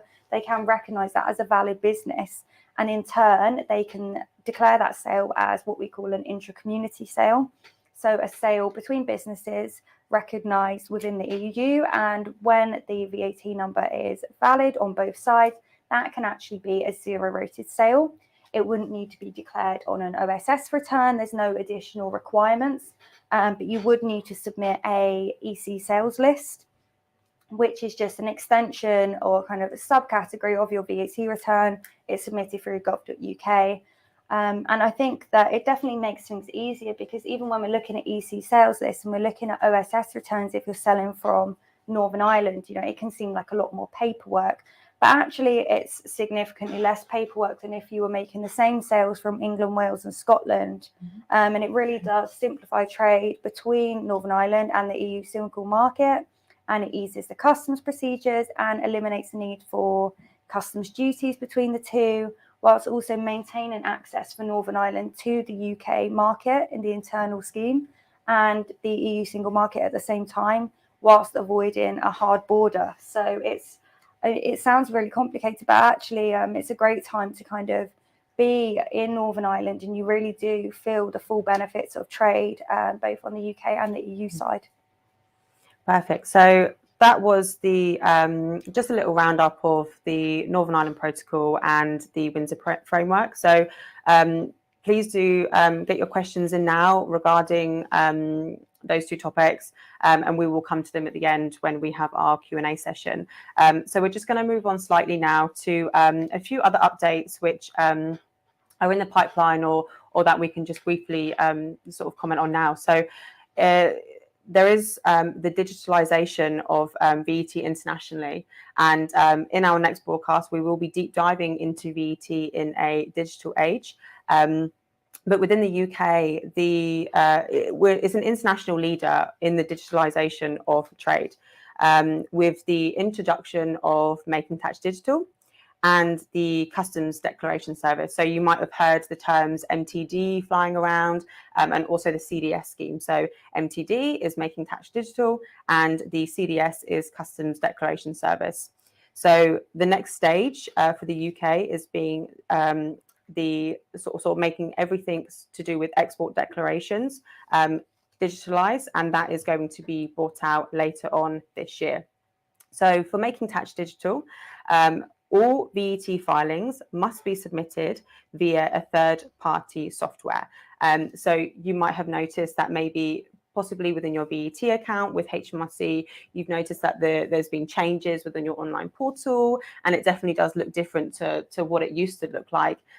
We noticed that as agents with our agent account, as well as sellers questioning, okay, my account looks different. Please, can you advise me further on this? Avask is an industry leader in being one of the only accounting industries to design and implement our very own HMRC approved filing software. So the software that we use in-house was designed and approved so that we can use it to file your VAT returns with HMRC. So that's amazing news, and we're so happy to be using that software. The Customs Declaration Service also saw a move away from the traditional paper customs documentation. So with all imports now being documented digitally through the individual customs account. Again, you might find that the account might look slightly different. This is not on your usual HMRC account. So the VAT side, and say, for example, you have your company accounts, so your UK company accounts with statutory reporting, it's on a slightly different account. So you have a CDS account, and that is individual to your business. And this is where all of your import documentation for your C79s to your PVA statements will be stored. So this ensures that all information is readily available. So rather than having all your paperwork, rather than having documentation coming through the post, you can now easily log in online to your HMRC CDS account, and you can view these documents in real time. You don't have to worry about scanning them in. You can simply download and save them onto your desktop and forward them on to your tax advisor if need be. HMRC have also announced a plan to introduce an API connection, allowing agents to automatically pull these documents directly from a trader's CDS account. And that just makes the process between traders and agents a lot more seamless. So it will come to a point where a lot of the information can be pulled directly through an API. And we can easily pull it already, but having that API connection will make that sort of process a lot more seamless, and having to sort of the exchange of documents wouldn't need to happen as much. Perfect. So yeah, following on from that, I mean, we've done a really deep dive into kind of the Windsor framework today, but moving on to our next broadcast, we're looking at definitely doing more of a deep dive into these digitalization aspects that we're seeing, obviously with the UK really being an international leader in the introduction of digitalizing tax affairs. But what we did see as well in December, which we will really be going into next time, is the European Commission's announcement in December 2022 on their 5-year VAT in the digital age plan, which really summarised 3 key steps to enable cross-border tax compliance to be treated more of a singular aspect and really kind of be inclusive of all aspects within a singular return, whilst also simultaneously allowing the tax offices to close what we call the VAT gap. And what I mean when I say the VAT gap is the difference between a tax that's reported as being owed to each tax office compared to the tax that they actually receive. So looking at that, that kind of difference of that missing tax that's owed to them. So when we're talking about digitalization, naturally that really helps in closing that VAT gap and helping to minimize tax fraud. So the 3 key steps that they kind of spoke about was firstly, the introduction of mandatory e-invoicing and near live reporting. So as we've slowly seen the introduction of e-invoicing be introduced across the EU, so already some countries, such as Italy, have an internal kind of e-invoicing system that they're already using. What we will see by 2028 is that this no longer becomes something that a country has to seek approval from the European Commission, but instead it's something that's obligatory. So all countries have to be able to implement a system like this. So this will be introduced and it will replace the EC sales list that I was talking about earlier. So any cross-border B2B transaction actually will need to be reported within 2 days of the transaction taking place, and it will be reported almost to a cloud-like system. So the tax offices will be able to see exactly which business is sold to which business, the amount of VAT that is technically being reverse charged onto that other company, and it will all be kind of simultaneously done online. So there's no need to kind of file these EC sales lists because everything's already reported the second the transaction takes place or within 2 days afterwards. So so that's kind of the first thing they're looking at introducing, which will obviously be a huge shift in compliance for current sellers. They will also be looking at 2025, introducing an extension of the deemed supplier rules. So currently, if you are a non-EU incorporated company and you are selling within the EU, you obviously know that with any B2C transaction, you have the added benefit of Amazon or whichever online marketplace you're selling on, collecting and remitting the VAT on those transactions on your behalf.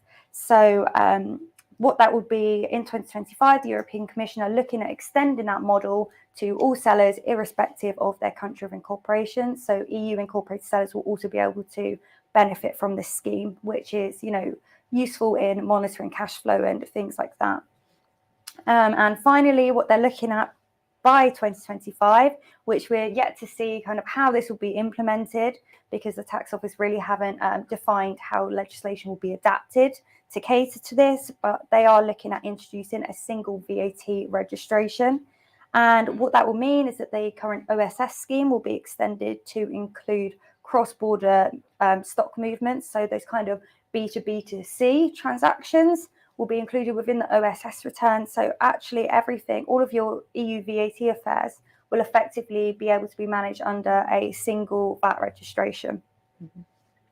So even though those announcements that Ellie has mentioned, you might be thinking some of them are in a good few years' time. They're obviously not the only announcements that are coming up, and there is constant changes that are happening that really, as a seller, you need to keep on top of, because if you miss something, if you should have been registered somewhere, or if there was a little bit of legislation that realistically really impacted your business, that is where there could be sort of quite a downfall. So we need to make sure that you as traders are always on top of the compliance and on top of your knowledge with everything. So this is why it is more important than ever to seek proper tax advice. And a lot of the time, some errors can actually lead to penalties, and which can actually sometimes outweigh the cost of instructing a tax consultant, particularly as we're seeing the increase of tax audits and investigations over the last couple of years. We need to make sure that we are all compliant, and if there is anything that you're not too sure on, please just do reach out, because we can help in a lot of aspects. And if there is a worry that potentially you maybe are behind, as I said, penalties can sometimes outweigh the cost of just having a tax consultant. And outsourcing also opens up the trader's benefits to expertise with tax planning and, most importantly, the industry knowledge. So on that note, I hope that was very informative for you guys. So what we're going to do is we're going to go over to the Q&A now, where we hope to have some questions which we can help answer for you. So my business is incorporated in the UK, and I'm thinking about storing goods in Northern Ireland. If sales would be done from my warehouse in Northern Ireland to customers in the Republic of Ireland, how would I declare those sales? So as mentioned before, it would depend if they are VAT registered in Ireland. If they are VAT registered in Ireland, we would be able to consider that as a B2B sale, and it would be declared on your EC sales list on your Irish Northern Ireland VAT return, so your UK VAT return. And if it was B2C, then you would need an additional OSS registration.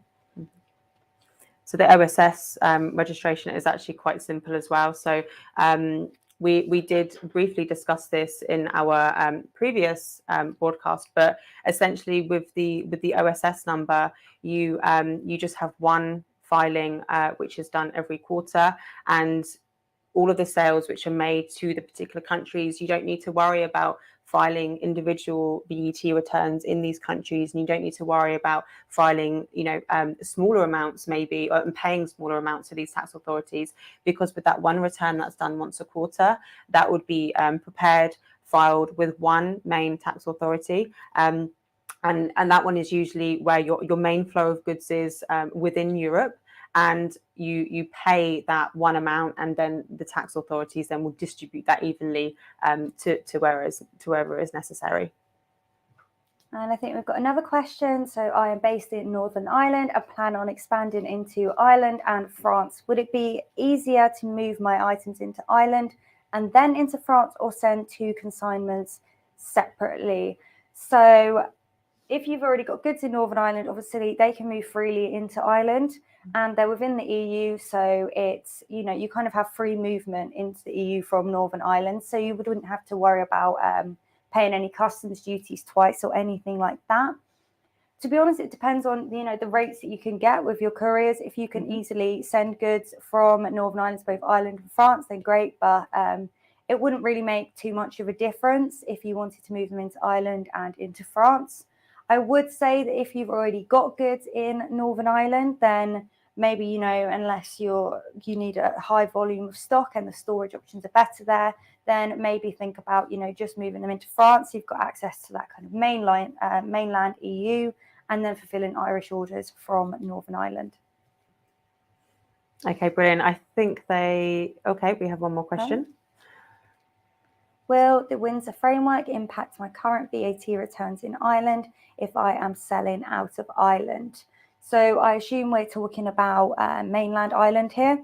So it shouldn't do if your VAT returns are based from Ireland going out of there, because, kind of the movements between Ireland and Northern Ireland are remaining somewhat similar, as, there's just that free movement of goods between the two. The only real difference we're seeing is moving between England, Scotland and Wales and Northern Ireland. So transactions of that kind. Brilliant. Perfect. I think that's everything. So thank you everyone so much for joining us. We will, of course, be back in a few months' time doing a deep dive on digitalization. But in the meantime, if you have any questions about anything to do with VAT in the digital age, or the Windsor framework, or Northern Ireland, please do reach out to inquiries@Vast Group, and we'll be happy to assist. Thank you, everyone.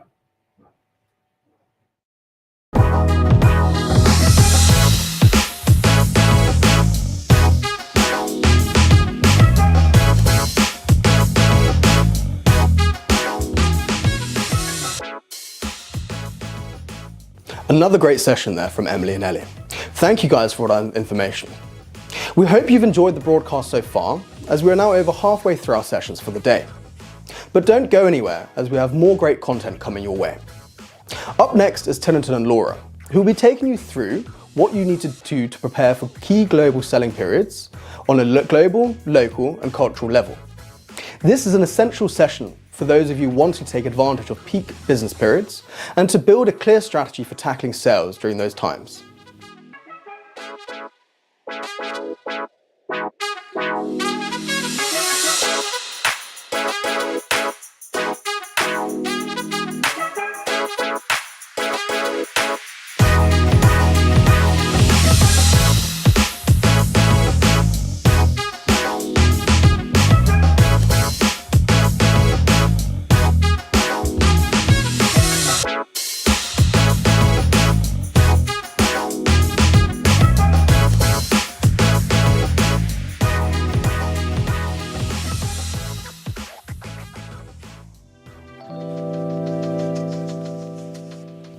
Spring clean your business. E-commerce rules and regulations are always changing, so why not have a spring clean and revise the way you sell? Now that the winter holidays are over, it is time to make sure your company gets a refresh and starts using new strategies to maximize sales. At Avast, we have an exclusive spring promotion just for you that includes free registration for one VAT number and 50% off any further VAT registrations. If you already have VAT registrations, we can take over the filing, offering you a 10% discount. Let's connect and discuss the ways you sell, and let us help you increase your sales this year. Have you implemented creative marketing? Are you using social media campaigns during the holidays and other peak selling periods? What alternative or additional marketplaces are your competitors selling on? We want to ensure your expansion strategy is in good working order for the exciting opportunities ahead this year. Connect with Avast today and make use of the promotion whilst you can. If you would like any more information on this offer, you can find the terms and conditions on Avast's website.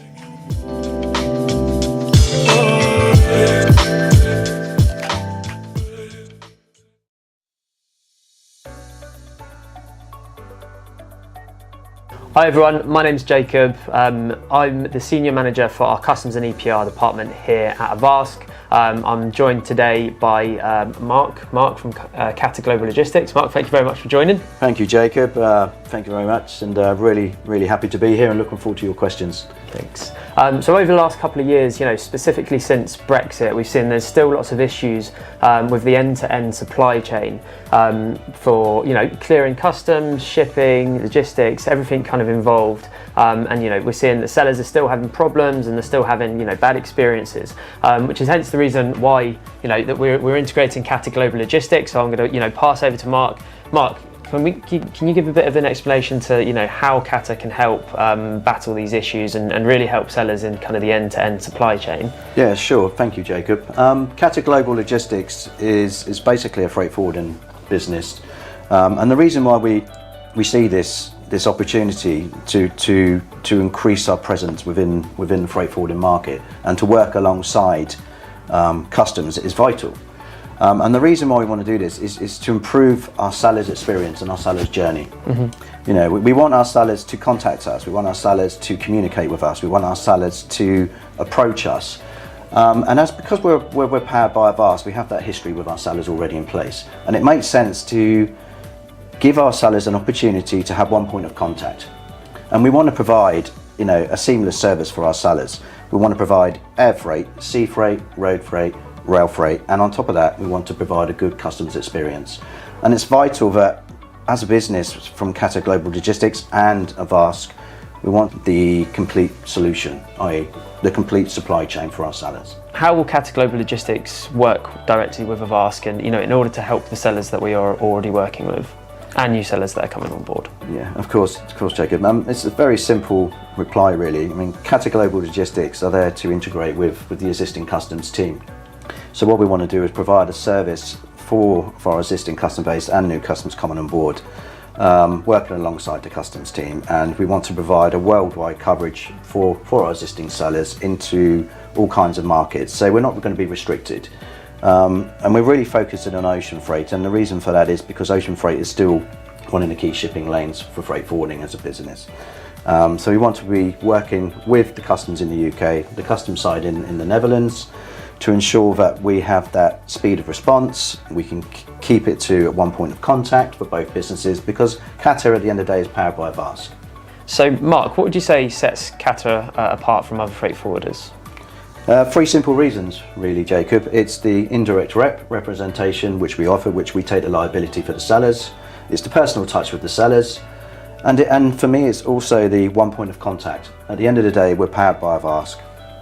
Yeah, I'd say that's really good to hear from my end. Obviously, working alongside customers over the last couple of years, having multiple points of contacts, there's lots of room for error. Indirect representation on e-commerce sellers, it's something that is needed, which lots of other freight forwarders don't provide. So in order, to be able to provide that as a one-stop solution, is really good and really refreshing. So Mark, how can sellers get in contact with Cata Global Logistics? It's really easy for the sellers to contact us. They can contact us via online, they can upload an inquiry form if they wish, they can contact directly, or they can contact us via email. Great. Thank you very much, Mark. And thank you very much, everyone, for listening. So you'll see all the contact details down below. We really look forward to working with you in future.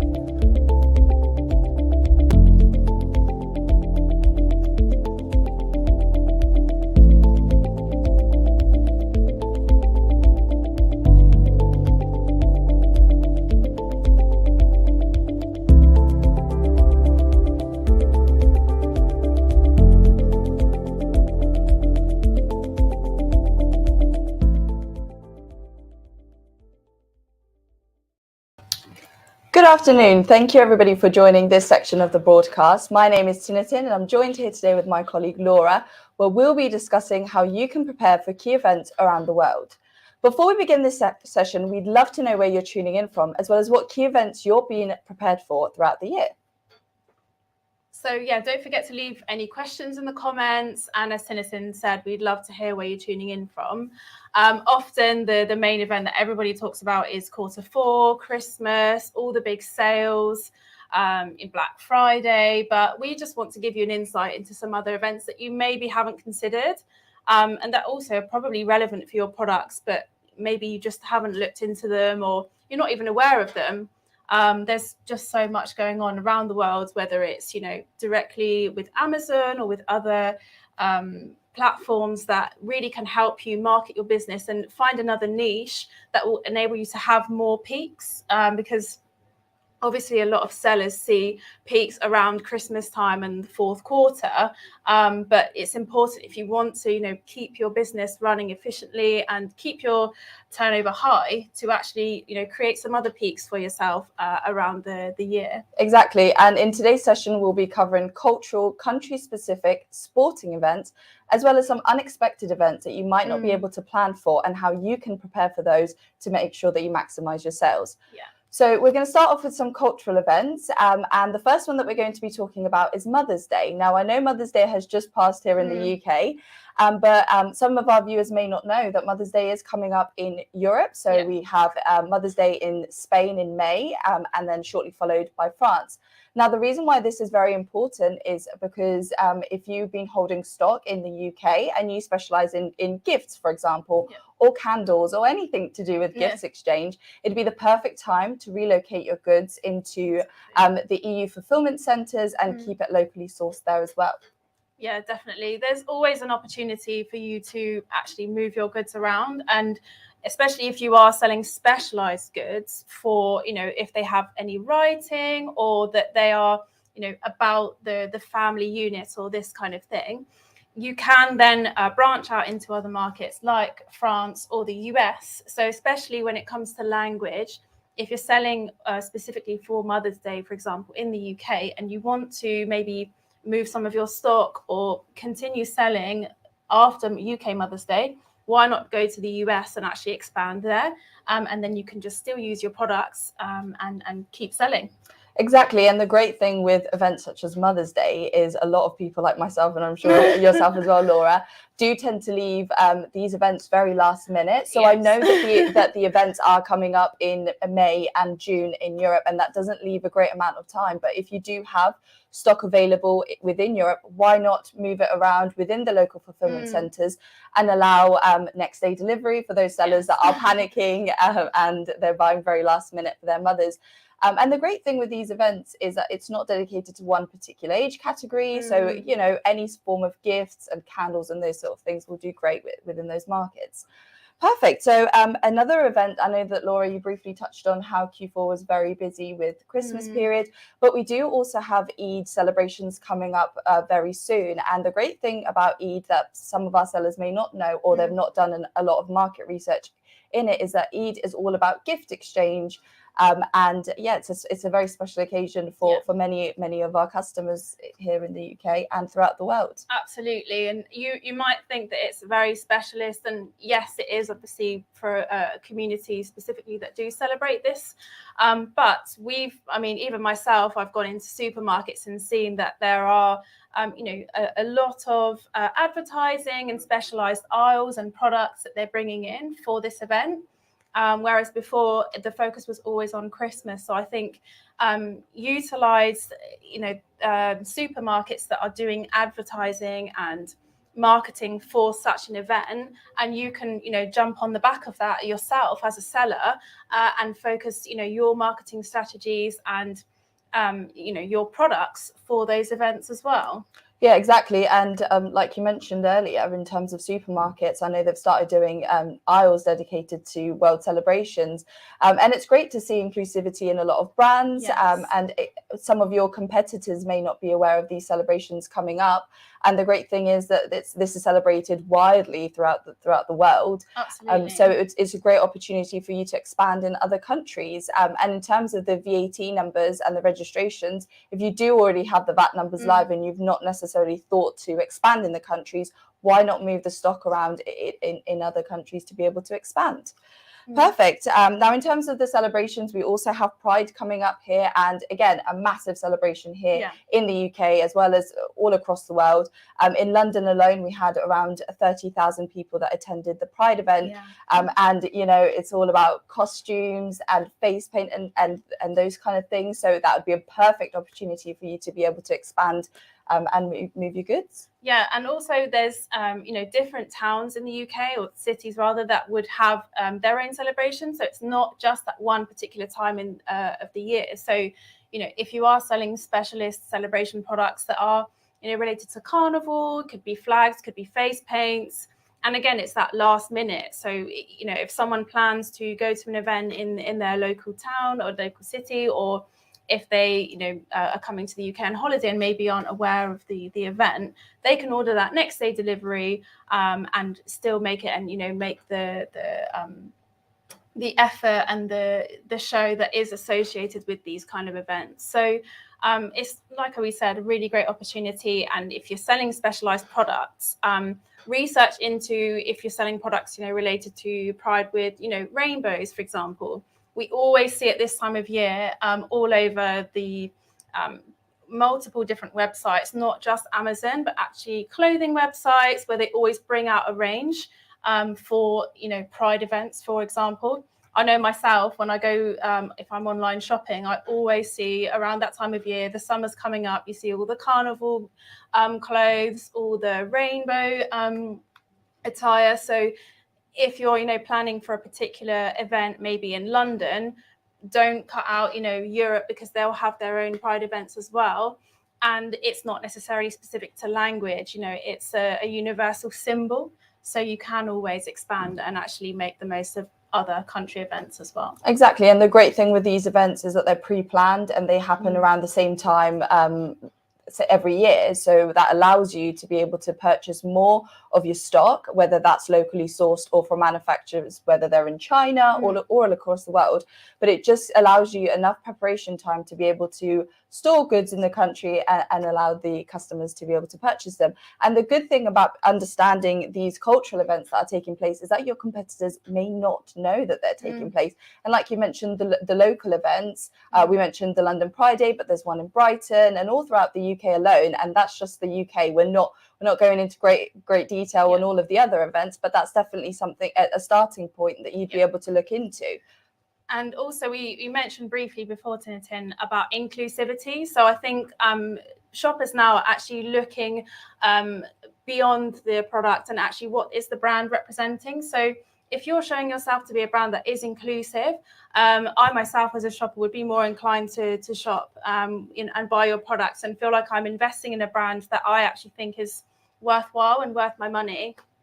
Exactly, I completely agree with that. And that leads on quite nicely to Environment Day, which is coming up on the 6th of June.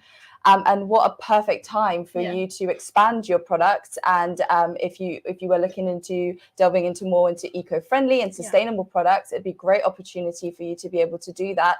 And I know, again, personally, myself as a consumer, if I know that the products that I'm purchasing are better for the environment, and helping the world, then I'm more likely to spend a lot more money on that than something that isn't as welcoming for the environment. Would you agree, Laura? Definitely. I think it's, as we were saying, there's a whole shift in what the consumer is looking for.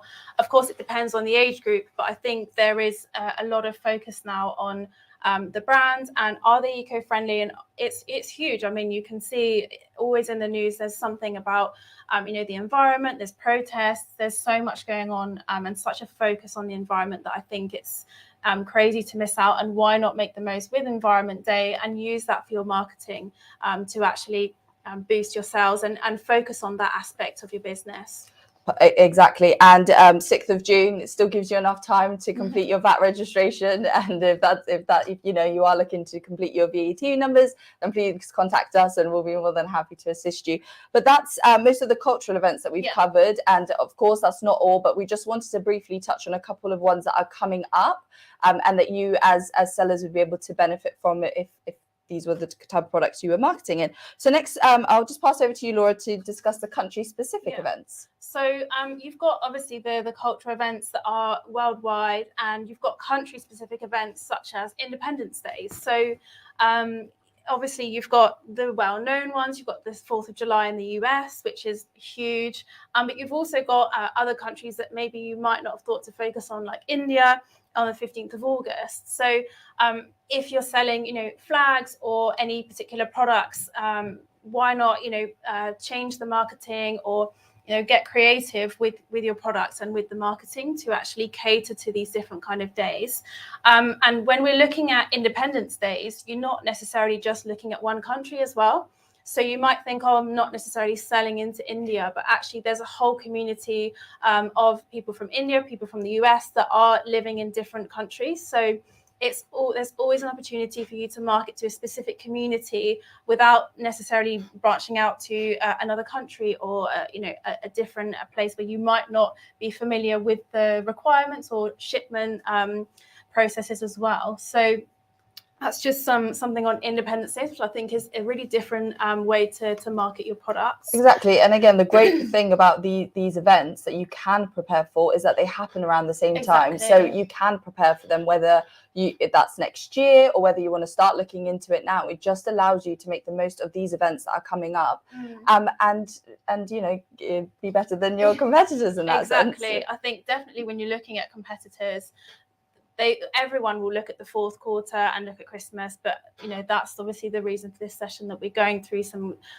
tips on other days, such as the King's coronation, which everybody's talking about in the UK here, and like with Eid, there's all throughout the supermarkets. I mean, you'll walk down the aisle and see coronation crisps. Every brand is doing something specific to that event, and that in the UK as well as in Europe. I mean, my experience in France, everybody loves the royals and they're obsessed. So it's a big event. Whereas if you're a UK seller, you might think, oh, it's not necessarily going to be worthwhile talking about, my made in England or made in Britain products. But actually around this time of year, you might find that people in Europe or people in the US as well have, a high regard for, the royals and the British culture, may actually be looking for made in Britain products to, gift or to have, for example, like the Eurovision. So people will gather and actually have a Eurovision party and have maybe foods from different countries, and everyone will dress in the traditional clothes of that country. So, and again, Eurovision happens every year as well, usually around the same time. Another event that is specific to a country is the Notting Hill Carnival in London, which you might think, oh, it's a carnival in London, it rains, it's maybe not as big as some of the hotter countries, but it attracted actually 2 million people last year, which is absolutely huge. And again, that's a celebration of Caribbean and West Indian culture.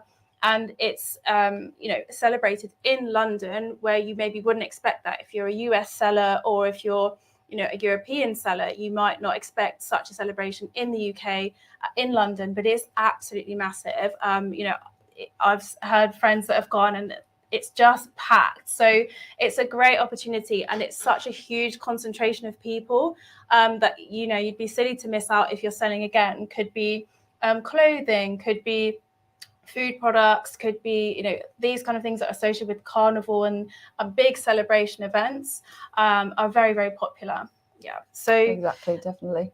Just moving on to another event, there's Chinese New Year. So, everybody talks about Chinese New Year often, especially for our team in the customs department, is a bit of a delay because a lot of sourcing is done in China. So then you've got delays where the factories are closed and you're looking to find new suppliers. But maybe you sell, for example, toys, And this year, obviously, is the year of the rabbit. Next year is year of the dragon. So why would you not diversify? And you know that it's already coming up. Like these years are already, planned in advance. So you can always, get your sourcing and get your manufacturing to maybe alter your products, make them themed for the year. And because, as we said, there'll be marketing and different publicized content in supermarkets on other social media, you will be able to use that because people will already be, exposed to year of the rabbit and aware of it, so that when they come across your product, they're already in that mindset. Exactly. And the good thing about, Chinese New Year, and we understand it's a very busy period and you might, source your products from China, but you can use that in two ways. So you can purchase a large quantity of stock beforehand. And, it might be a little bit difficult for smaller businesses, but for those that do have the capital to be able to purchase larger quantities. So during the busy periods, you then have the stock available and ready that, again, your competitors may not have. Or with events such as Chinese New Year, very, very busy period, why not find alternative suppliers? I know that there was a question in an earlier broadcast where someone mentioned, during Chinese New Year, their manufacturers are not responding as much. Why not use that time to look for alternative suppliers, whether the product may be a little bit different or looking for other products to specialize in? So there's definitely ways that you can prepare even for the busier periods, such as Christmas and Chinese New Year, and find alternative ways of being able to get your products. Definitely. And there's obviously a huge event this year, which I'm sure everybody's heard about, the Super Bowl in the US. And again, this happens same time of year, every year. And this year there was a huge performance. Obviously, we all know Rihanna performs. Couldn't miss that on the socials. And that was a huge time for sales in beauty products. So obviously we all know Rihanna's brand, Fenty Beauty, and actually on stage, there was she was applying the makeup. It was a perfect marketing campaign. Now you might think, okay, well that's great for Rihanna, but what about me?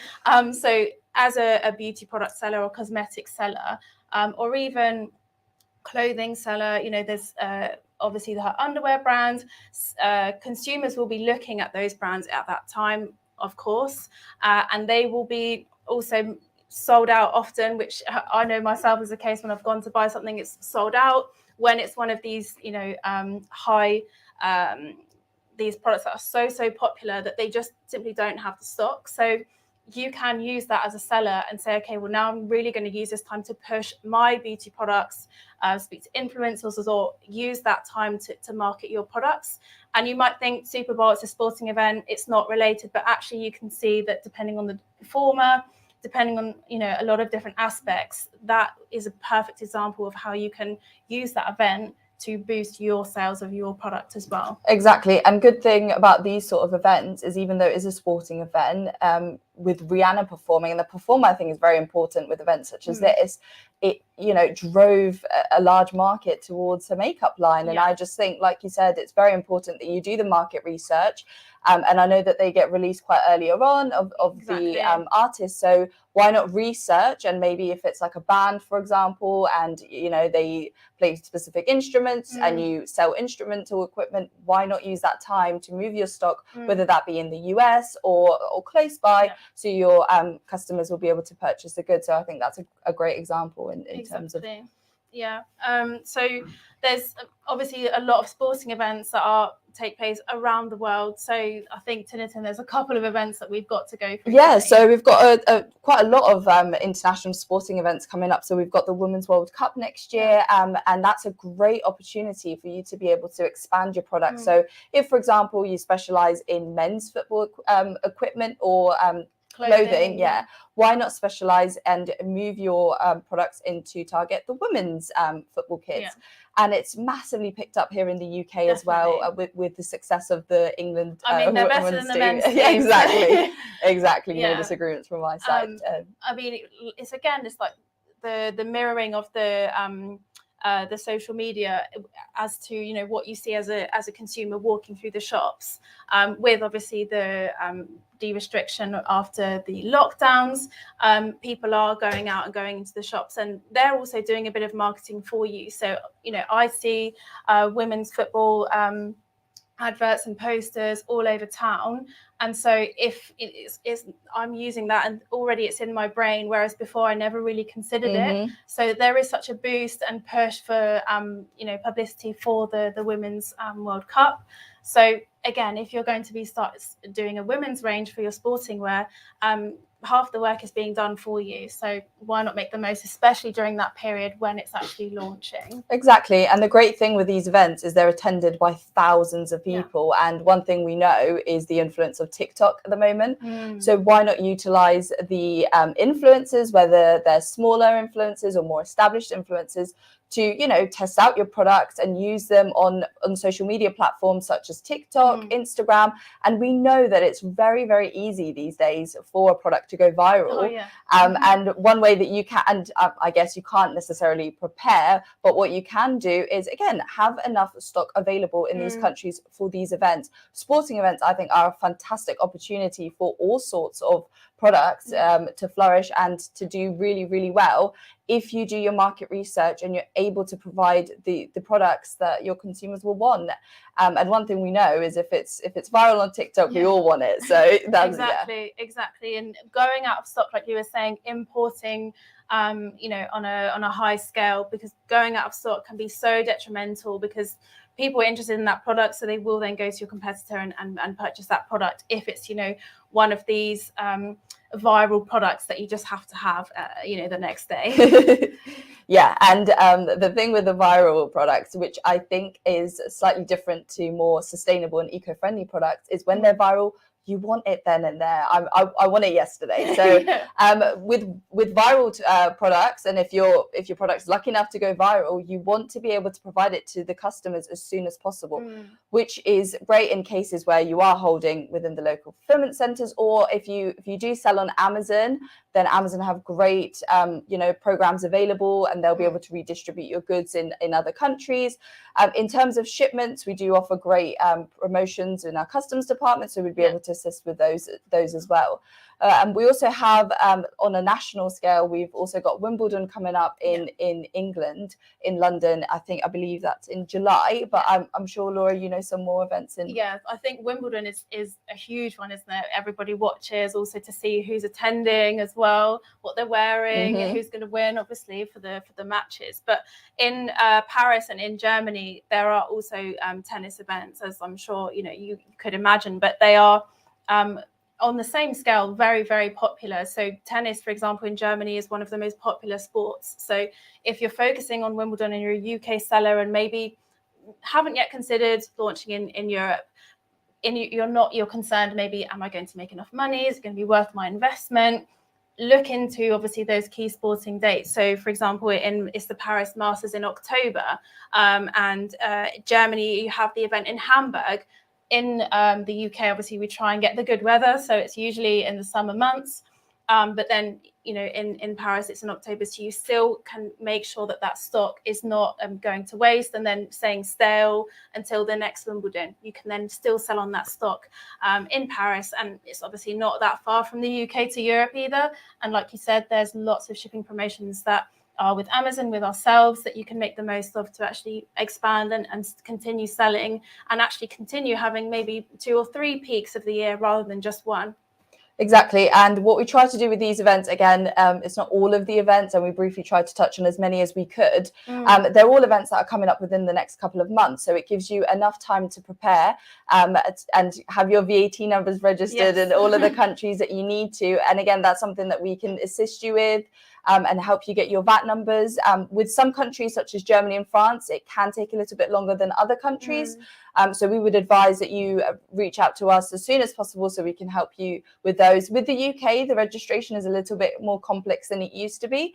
But with that, it just means that a few sellers are able to expand in the UK, and that might be a benefit for you if your competitors aren't able to trade in the UK. Definitely. I think if a process is complex, checks, or if it requires a lot of documents, or some time for you to spend on the actual process, your competitors will also be having to face that, and they maybe might think, oh, it's not worth it, I'm not going to waste my time. But if you do invest that time, as we've said, going through researching different events, like some of the ones that we've suggested today, you are investing and you are going that extra mile that your competitor probably isn't, who's just looking for a quick sale to get their products out and make some profit. So it's definitely worth researching and making the effort to expand into other countries and register new VAT numbers. So just on a last point there, so we'd like to go through some unexpected events. So obviously the events that we've gone through are ones that are upcoming, plans in the calendar, but there may be some events, some difficulties that you might face as a seller, like strikes.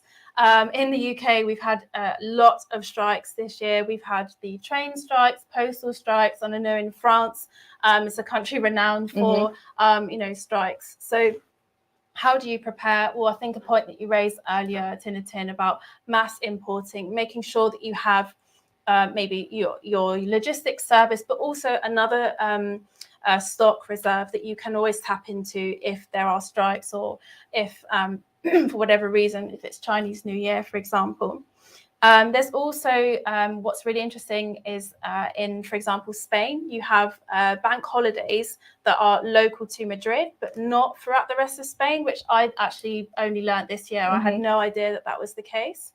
And if you're maybe a smaller seller and doing like local delivery with a local service, you want to make sure that you're aware of all the days that where obviously postmen don't work on bank holidays. So you don't want to promise a certain delay if there's maybe a bank holiday or another interruption for that delivery time. And I think the tax offices as well are renowned for being closed on bank holidays. So if you're waiting for your VAT registration and there are a couple of bank holidays, or Easter, for example, or the Christmas holidays, you need to make sure that you're in advance when you actually launch the registration. So like Tinatin said, look into actually what the full time frame is, so that you can open that VAT number in advance, start the process so that you won't have any of these kind of interruptions. So I think it's really about planning ahead with these unexpected delays that you might face as a seller. Yeah, and just going back to strikes, for example, and it can be seen as a very negative thing for our sellers, but you can turn it into a positive in the sense of you can expand in other countries. So if you're seeing that in the UK at the moment there are a lot of strikes, and we are seeing some difficulties with delivery services such as Royal Mail,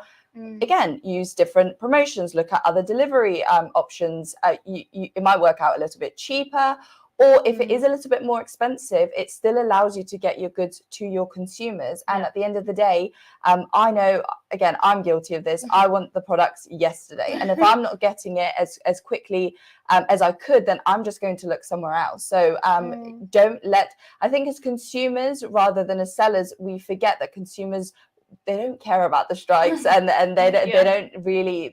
They want the products that they have paid for, and you can prepare for strikes in the sense of looking for alternatives. So if you only use Royal Mail, for example, to deliver your products, why not look at other delivery options, or have a backup or a plan B that'd be able to transport your goods instead of relying on one source? Exactly. And as you said, when you're looking at other fulfillment options or other shipping providers, you might find that they offer more services than you would have even expected, or for example, Royal Mail is usually within the UK, but if you're looking at another logistics service, there are some that will deliver internationally, and you can see the demand for it. As you said, you want it the next day.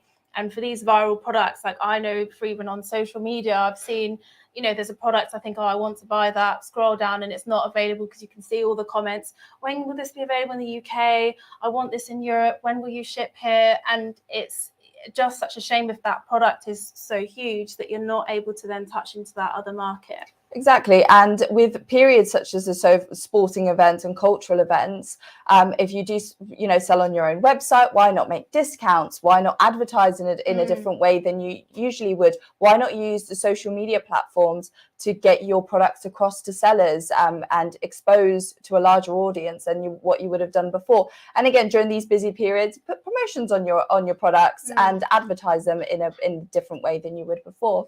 But in terms of unexpected events, we do also have summer holidays, which are probably more expected than unexpected, but it does happen at different times in different countries.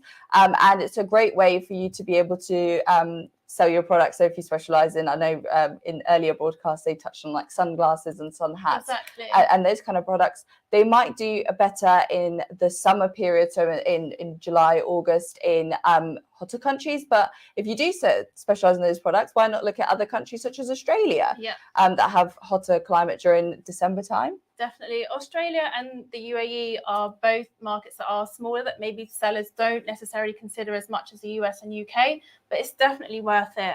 And I think now we can go to the questions that have come through. So I hope that all those details on the different events have been really helpful for you. But as we've got a new question now on the screen, thank you, Will. Okay, so we've got, how far in advance to a specific event should we prepare to be able to sell? So this is a very good question. It is a great question, and I would say as much as possible, to be honest. There's a lot of things to consider, whether that's from shipment to VAT numbers. Now, in terms of the VAT numbers, I would say as soon as possible. Yes. Just because, like Laura said, strikes, bank holidays, closures, there's specific things that could prevent you from being able to obtain your VAT numbers in the times that we would usually say that it would. So for example, Germany takes about 8 to 10 weeks. Now that is quite a long time if you're looking to get your products sent out for these specific events. So if you do want to expand within the next couple of months, we would advise that you start off with a VAT registration, start looking at the products. If it is a lot far in advance, why not look at other suppliers? Look at other options. You also want to factor in the time for marketing as well. So exactly, if you're looking for a build up and you're looking for different influencers that you're going to use to build up the excitement for the product for the event, you definitely need to start that in advance and for that product to be available at that time.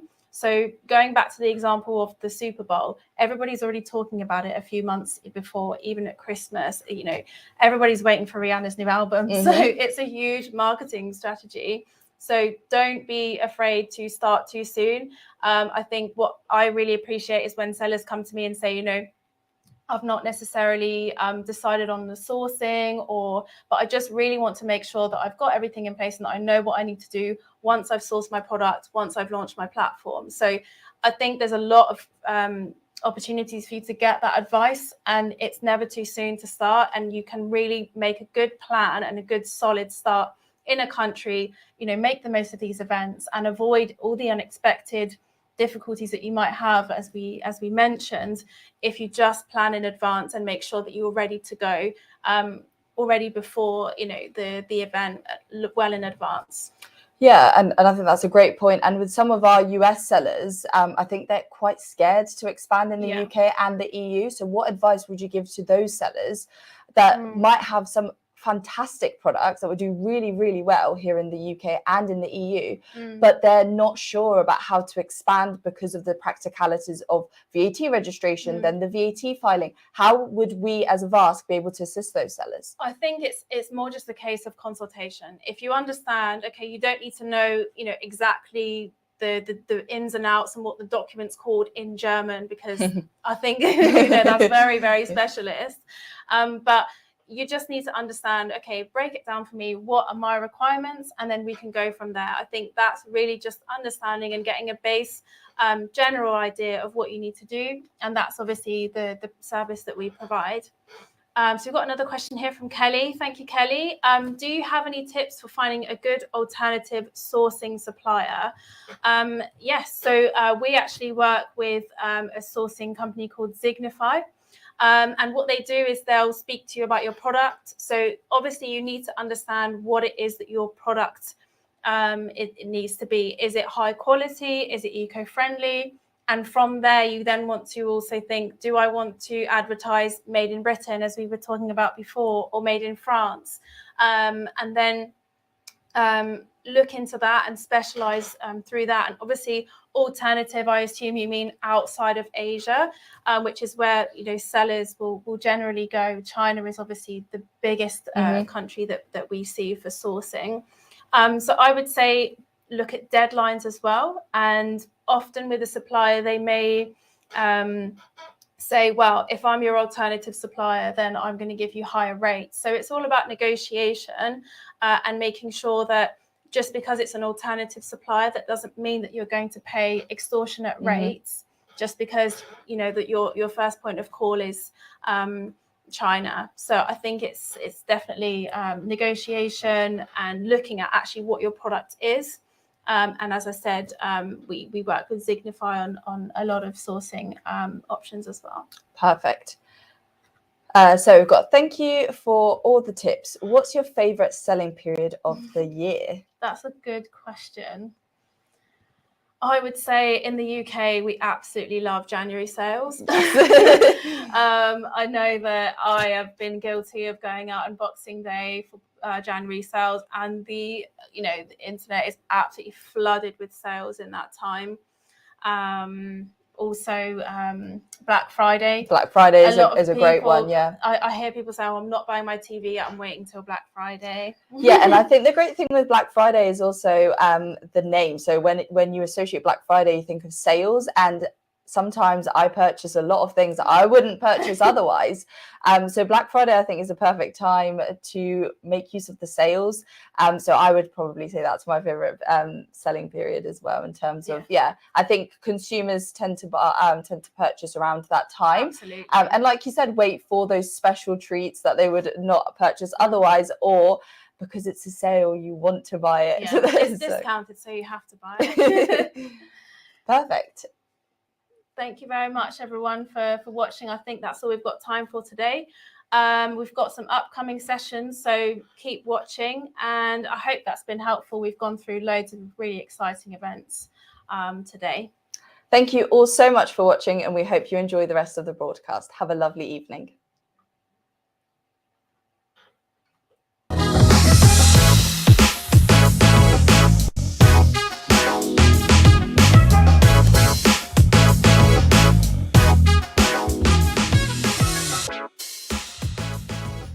It was great to hear about what you need to do to prepare for key selling events on the global, local and cultural level. Thank you to Laura and Tinnerton for the insights on how to increase your revenue during key selling periods around the world. Following on from this, we'll be diving into current e-commerce trends, including the use of AI, social media selling and other key trends in 2023. Make sure to get your questions in for this one, as Alice, Laura, Christine and her teacher will be discussing these topics in further detail and answering any queries you may have. Should you have any queries regarding any of the sessions we've had so far, please do leave a comment below or reach out to us directly at inquiries@avaskgroup.com and our team will be in touch to answer any questions you may have.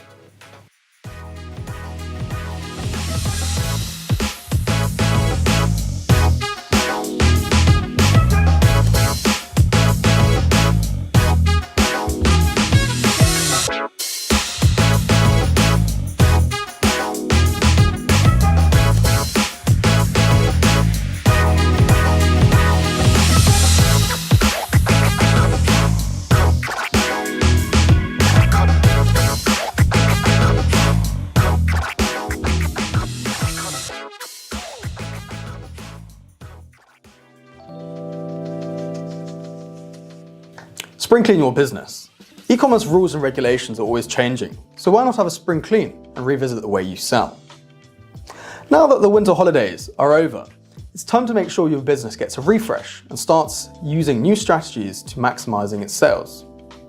At Avask, we have an exclusive spring promotion just for you that includes free VAT registration and 50% off any further VAT registrations. If you already have VAT registrations, we can take over the filings, offering you 10% discount.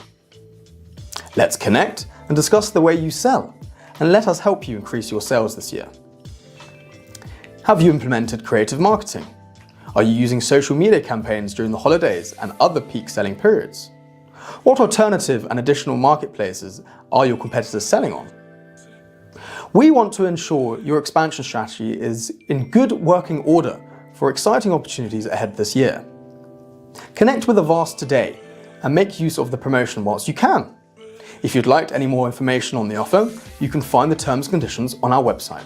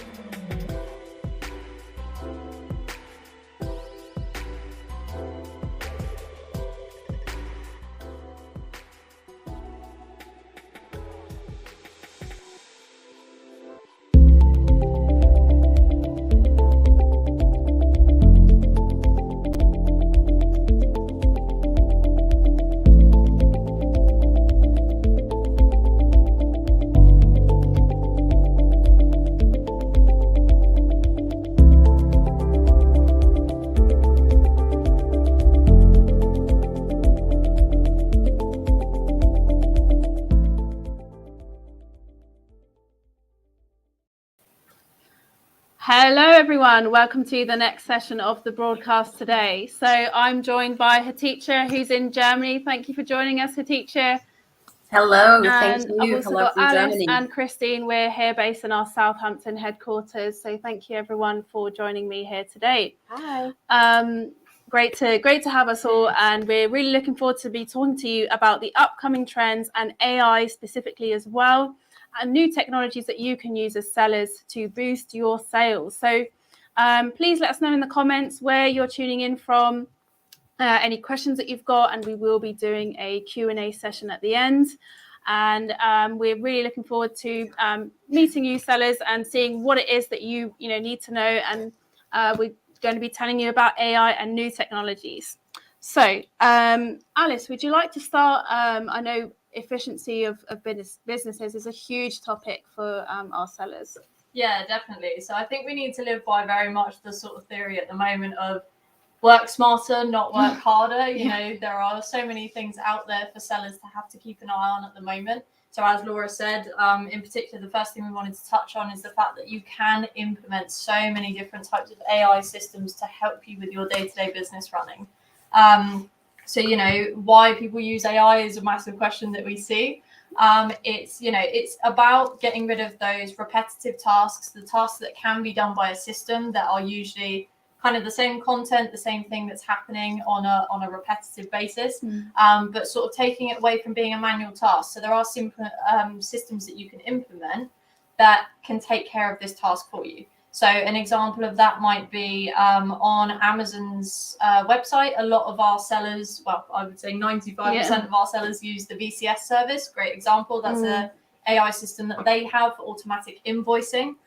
So it just means that so long as you have a valid VAT number uploaded onto Seller Central, when you're selling to consumers in that country, it will issue your invoice automatically, which I know for a lot of sellers takes away that manual burden of having to issue an invoice on an independent basis.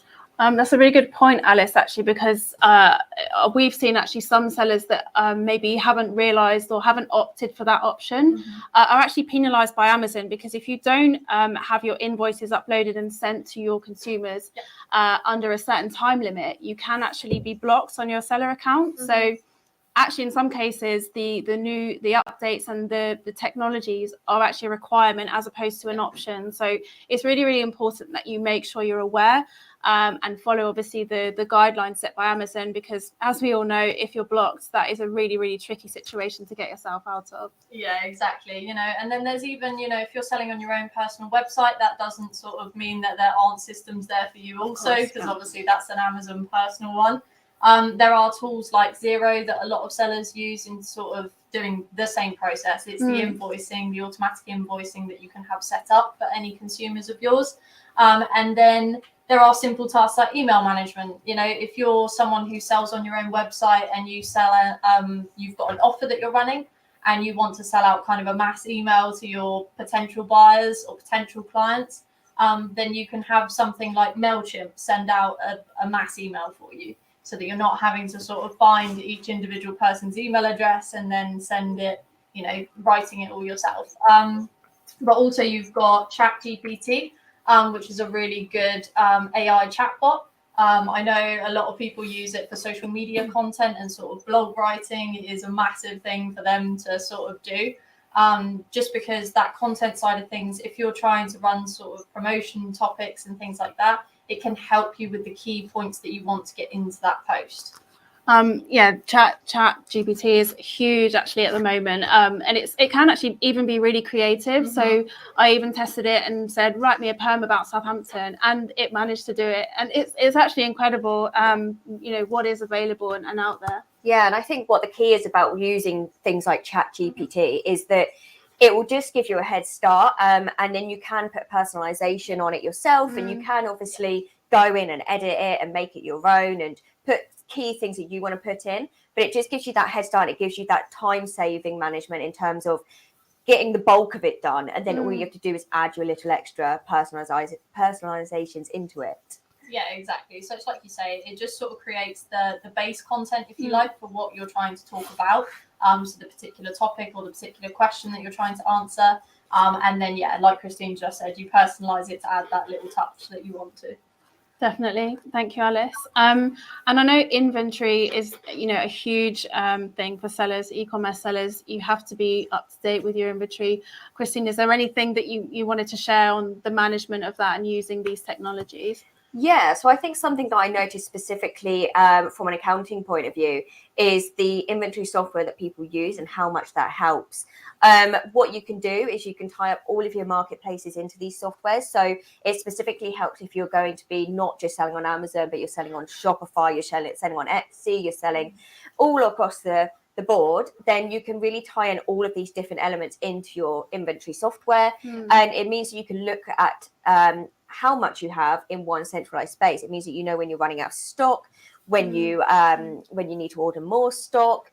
And not only does this help in terms of your finances and knowing your profitability and knowing your cash flow on a constant basis, but it also helps in terms of actually knowing on, say, Amazon, for example, the algorithms that they create. If you do run out of stock or if you do get low on stock, then you naturally get pushed further down the listings, or naturally Amazon don't put you in the forefront of people's minds because you don't have that stock there to offer people. So it really does have an impact in several ways, and that's where this software can come so beneficial. Yeah, it's so important, and there's different levels as well. So I know, for example, there are some solutions where you can find out every 15 minutes at what level your stock is.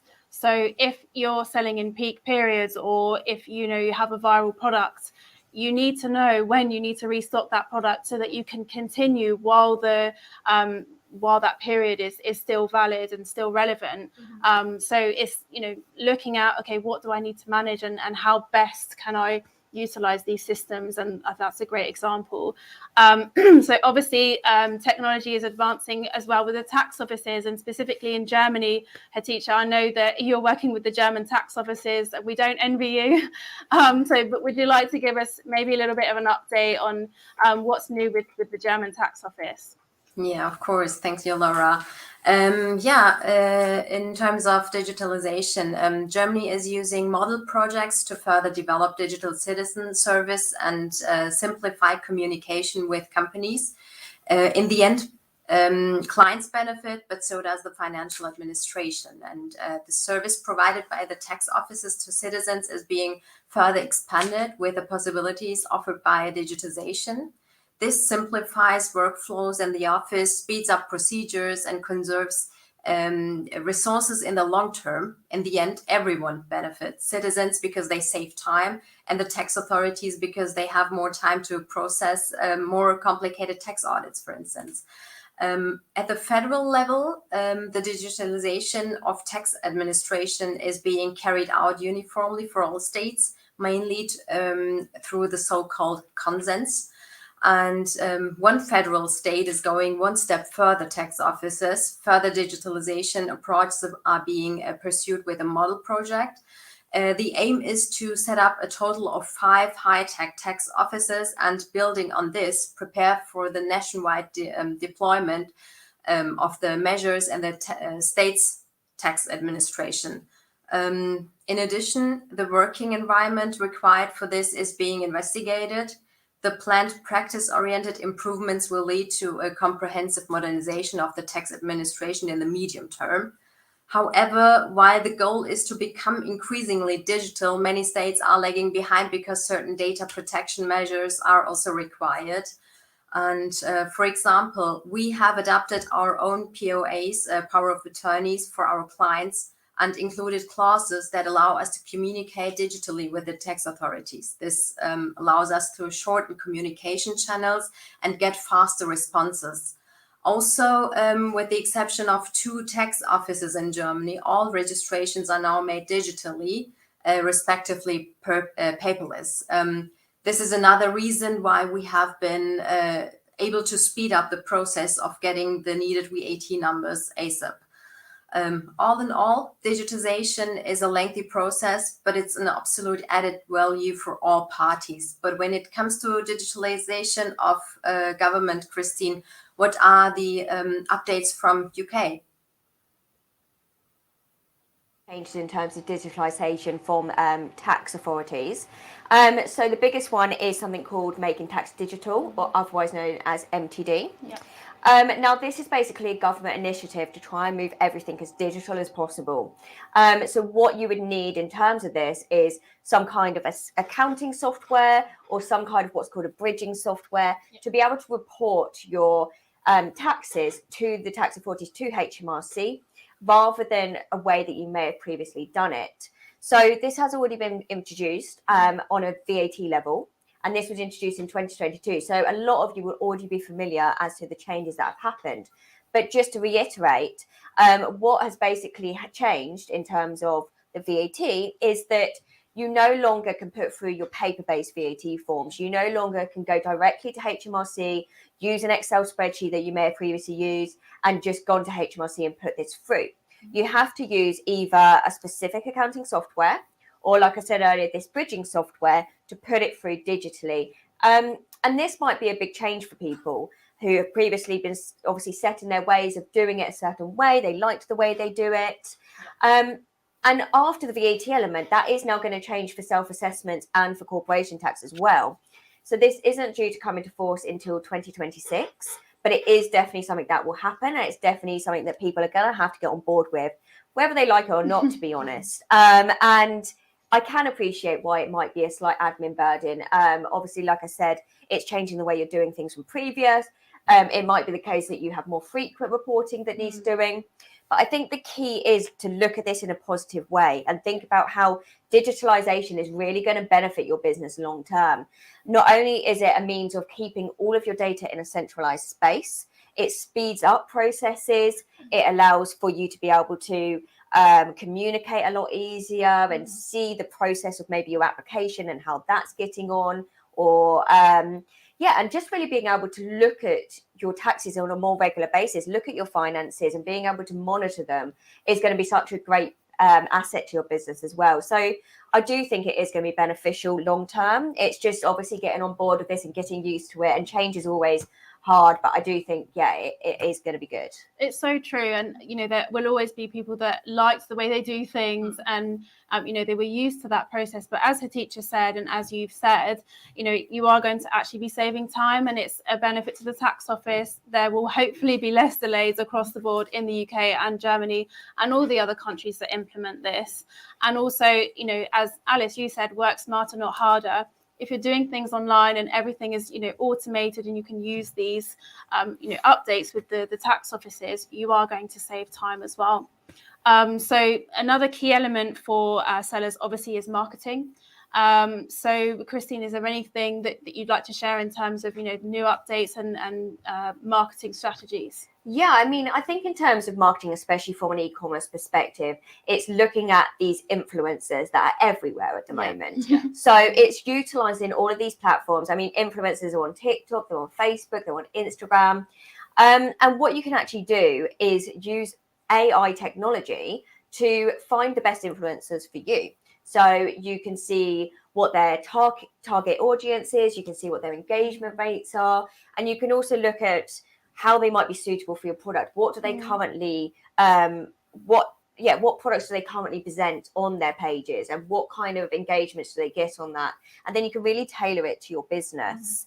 And I think the fact that it's on so many different platforms means that you can really cover this far and wide, and you can really show how your product is going to be spread out to so many more clientele than would initially have been the case if an influencer was just maybe on one platform, or if you were just selling on one website. Yeah, that's so true, Christine. I think it's really important to utilize the resources, because I'm sure many of us are guilty of spending hours on TikTok, but that's not necessarily going to enable you to find that one influencer that is specializing in plants or utensils for your kitchen. You might be having a different algorithm because of your personal interests. So that's really, really interesting. And her teacher, did you have any statistics that you wanted to share on that? Yeah. All in all, social e-commerce gets more interactive. E-commerce might be growing at a slower pace than during pandemic times, but it's still taking an increasingly larger slice of total retail sales worldwide. By the end of 2023, 1 in every 5 retail sales will be made online. Although these numbers are significant, commerce has always been more than a transaction, and there is no place we're seeing that more than in the world of social selling. 9 in 10 people buy from brands they follow on social media, and social commerce reduces friction between discovery and conversion, simplifying one-on-one engagement and potential sales. According to our global survey results, using social channels for marketing and promotion is the most important customer acquisition and retention strategy for businesses to drive growth in the next 3 years. Lockdowns catapulted the popularity of influencer marketing. In the absence of being able to touch, feel, and test products in store, consumers watch live streams of unboxings or product reviews to experience products by proxy. Now, more than 7 out of 10 businesses expect online influencers to become even more important in the future. And also discovering new brands to try is also easier for consumers, and most are ready to buy. More than 7 out of 10 like the convenience of instantly purchasing products where they are browsing, and they are browsing on social media. 60% of the globe is already on social media, so they need only to go to the platforms they are already on to find new brands and products.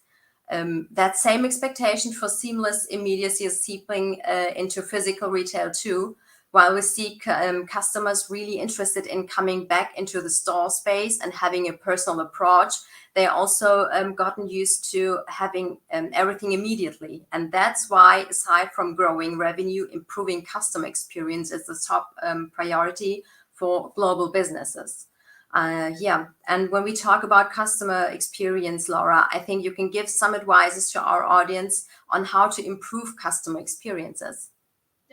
Thank you, Hatice. And you've touched on a really few key points there, especially when we're looking at the lockdown period where you weren't able to go out into the shop. So I think now we're looking at replicating that and actually giving that experience online, because consumers are still going more towards online purchases, as you said. But it's still you still want to have that luxury experience, and luxury brands in that way are looking at creating it like a 3D shop on their website, so that you don't, just scroll and see, the items. You actually have, different video imagery, and the layout of the website. You can actually do it in a way that it feels like you are experiencing and feeling the different materials. And obviously that's one way, but there are simplified ways as well that you can actually, swivel the product. So instead of just having, a 2D image of the product, you can actually turn it around, see it from all angles. I know I myself, I'm very, very fussy. So I like to know, okay, well, what does the t-shirt look like from the back? Or what does the material feel like? Is it see-through? Is it, stretchy? Or, there's lots of different elements that come into when you buying an item. I think, Alice, for example, I know you love to shop on Instagram, for example. Yeah, I do. So I'm actually in the horse industry and do a lot of competing with my horses. So, I mean, Instagram is actually quite a popular place for that sort of industry. I follow a lot of influencers that have equine accounts that sell products. And I'm always looking for that thing that can give you the edge when you're going into a competition, something that can make my horse stand out, ideally. One of the key things that they're judging you upon is like coat conditions. So we go looking for a product that's going to make him stand out. Now, Instagram Reels have been a massive help for me in terms of actually finding the kind of products that I purchase now. So I follow one particular brand, and they post Reels to show sort of before and afters, so you can actually see what the product has done. And that shows me, it avoids the disappointment in the first place. So I have also been guilty of buying something, comes to me, it's not what I expected, so then I end up sending it back or having to sort of then purchase something else anyway. And as her teacher mentioned, the other perk for me of buying on Instagram is I don't actually leave the app. I'm not browsing through loads of different sites to try and find these products, or having to sort of rumble through a load of different brands. I follow that one brand, click on the link, promo code, whatever it is that they might be offering at that particular moment, and then just make my purchase in-app. even simpler with sort of AI systems like Apple Pay, even better for me. I don't even have to put my details in. I just pay for it all in one go, and I haven't had to do much. That's such and a even- good point, Alice. Go on, her and teacher. even if you want to buy a product, you want to buy it, you can look for the promo code and search for it and use it, and that's also a big advantage for the consumers, isn't it? Definitely. Exactly, and you may not, I know myself, I'm guilty of this. I maybe, scrolling, and I may not have been inclined to buy that product, but as soon as I see a promo, I think, oh, no, actually, maybe I'll consider it and look on and further research into that product, especially when you can, have a pair of glasses and actually use your camera phone to try on the glasses and see how they look on your face, or makeup even you can have. I think it's incredible that you can actually try on a lipstick and see how the shade matches your skin tone. There's just so many options out there. And I think the great thing from my perspective is when you don't, like, everything's stored on your phone now, so all of your address is stored on your phone. Like Alice said, your Apple Pay stored on your phone, so you don't have to even move from your seat when you order. You literally can just do start to end. And that is a big incentive in terms of selling, because if I feel like I have to get up, get my card and everything, like, I'm probably like, maybe later. So I think that certainly helps. Yeah, and I think especially her teacher in Germany, we've heard that there's one of the countries with the most refunds. So if you can, with these new technologies, actually see what the sofa, see if it fits in your living room, for example, before you buy it, then it's unlikely that product's going to have to send back, and then you're going to have to process the refund. Maybe it's not packaged correctly. So it's not only going to improve your sales, it's actually going to improve just the whole system that you have to work through as a seller. Exactly. And your workload as well as a seller. There's obviously other trends that we have going on. Eco is a huge trend at the moment. As you can see, we've got a lovely green wall, so we are representing here at Avask. And I think consumers are definitely more aware and looking at what actually is the product that they are buying.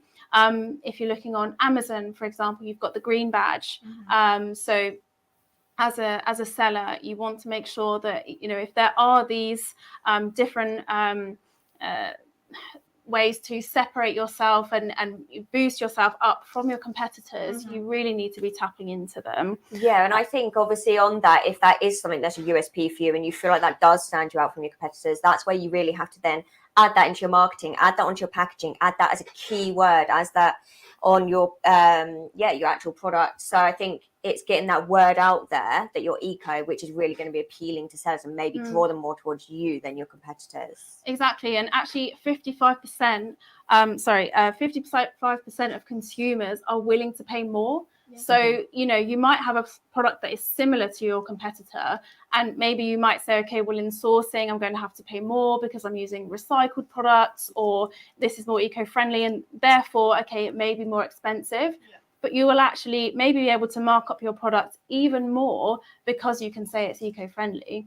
And also when you're looking at, shopping in the supermarket versus shopping online, you can have all this demonstration and all this background. Okay, where does the product come from, and videos and other content. And like you're saying, Alice, the reels and other support to show that your product is actually really eco-friendly. Yeah, it's very interesting seeing shoppers aren't just aware of the price tag. Environmental, social, and governance concerns influence about half of global consumers. Buyers want to support more ethical businesses with more sustainable supply chains. Definitely, her teacher, and even the tax offices and the taxes are reflecting that. As I'm sure we're all aware of the eco taxes that have been launched in France and Germany. So it's not just for your product; it's actually for the environment, which obviously we all want to see continue. And the tax offices will be penalising, or you'll be paying more if your product is not as eco-friendly as maybe some of your competitors. So it's just another cost that you are going to have to factor in as well. And as an upcoming trend, of course, more countries will be implementing more eco taxes, not just Germany and France. This is not going away. So you really need to make sure you are up to date And one country in the US, actually, you might be surprised, the US is not as up to date as other countries in terms of eco-friendly and plastics. They're still using a lot of plastics in their packaging and in their products.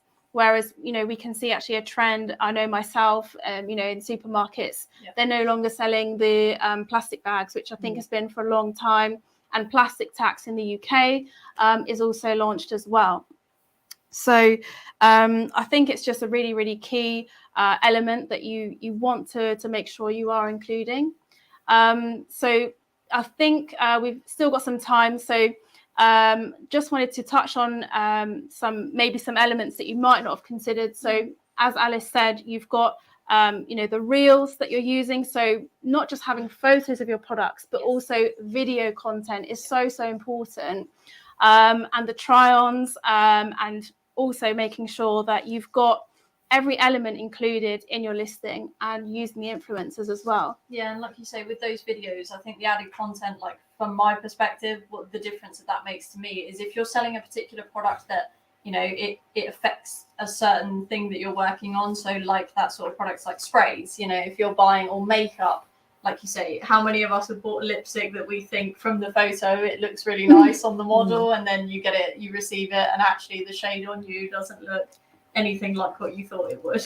Exactly. And I think another key thing in terms of social media is using those hashtags and utilizing the key words on social media. So I know myself, if I specifically want, for example, house inspiration in terms of furniture that I might like, I would literally do a hashtag house inspiration, and that would come up with all of these pictures. So I haven't specifically searched for you or your product, but because I've searched for the type of thing I'm looking for, that's where you would have come up naturally under this hashtag. Yeah, I think there's another social, well, it's not necessarily seen as a social media, it's Pinterest.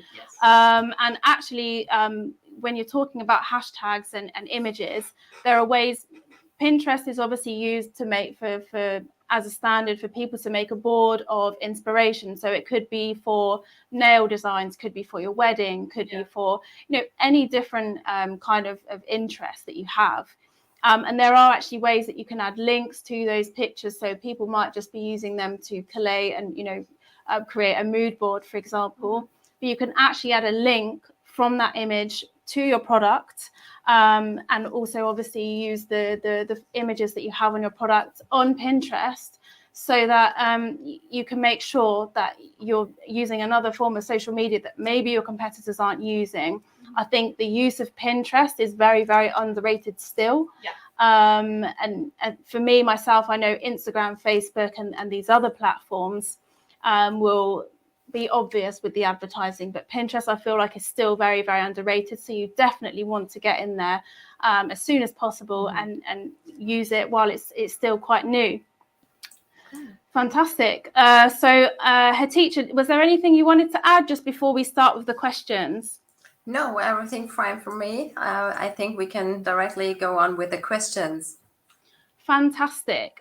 So if we could just have on our screen some of the questions. Don't be shy. Make sure you've put all your questions in there, and we'll be sure to answer them just as soon as the screen comes on and we can see the questions there.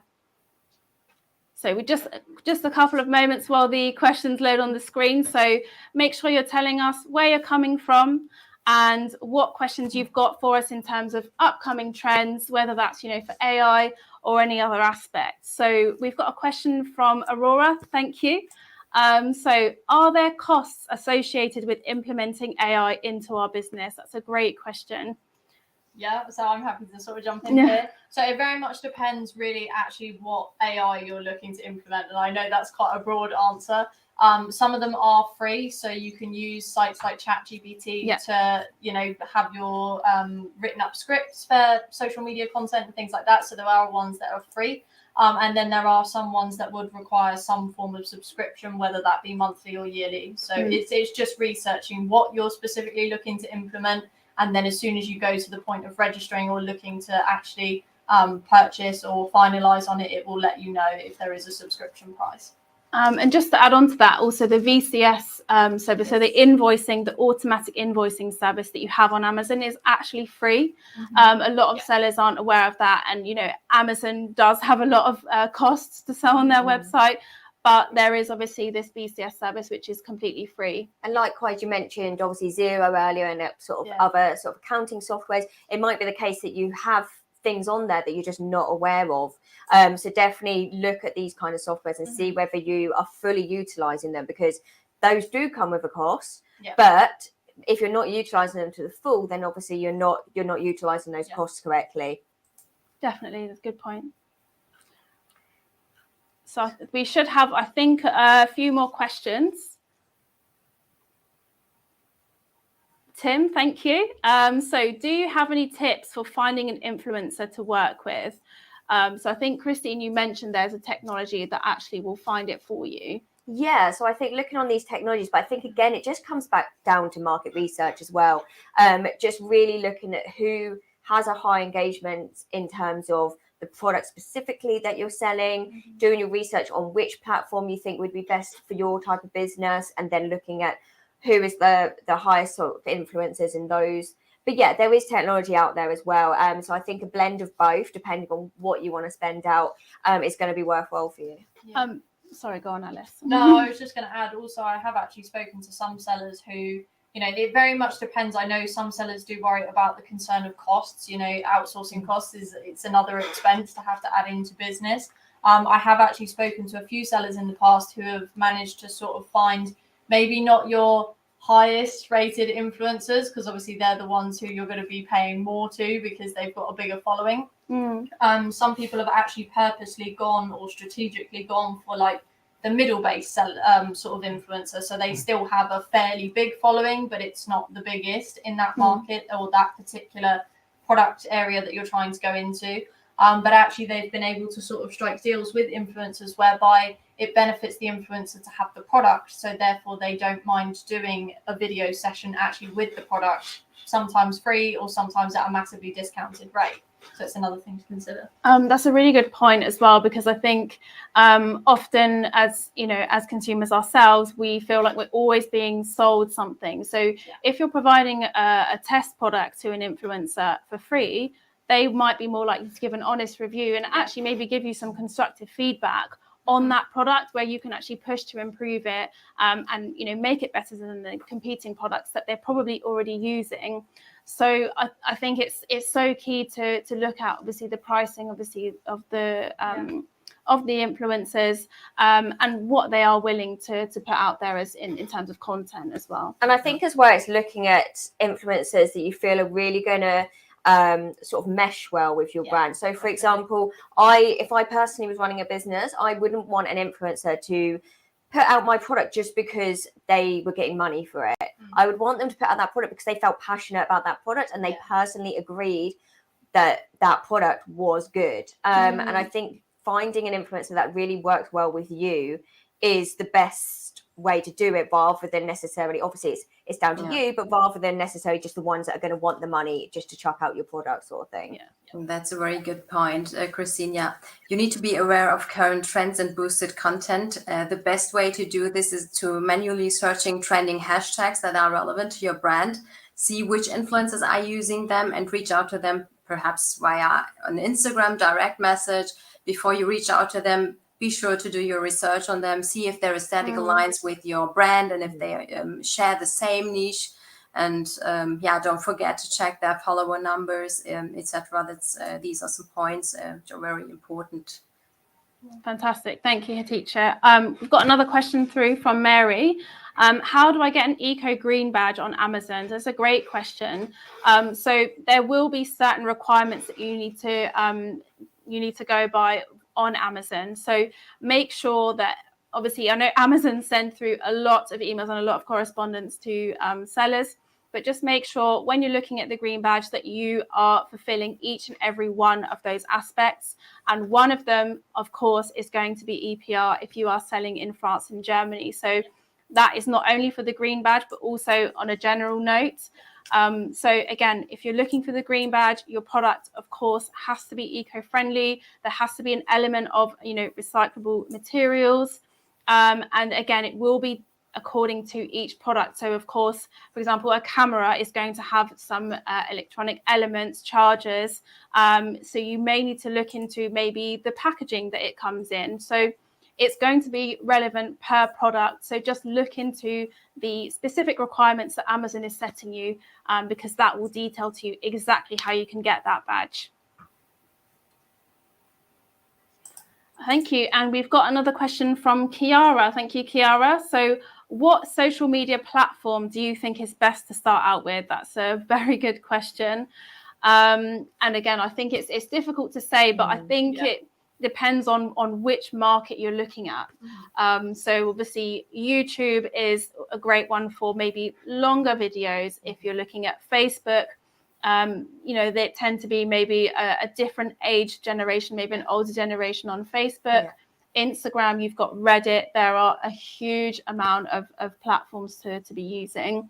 I don't know if you guys have a favorite or one that you would think is the best. Yeah, it's difficult because it very much depends on what you're selling as well. Like obviously some products lean themselves a little bit more to being advertised just with photos. Some lean themselves to actual videos. So I would say more your photo types are where you're probably likely to see them more on Facebook and things like that.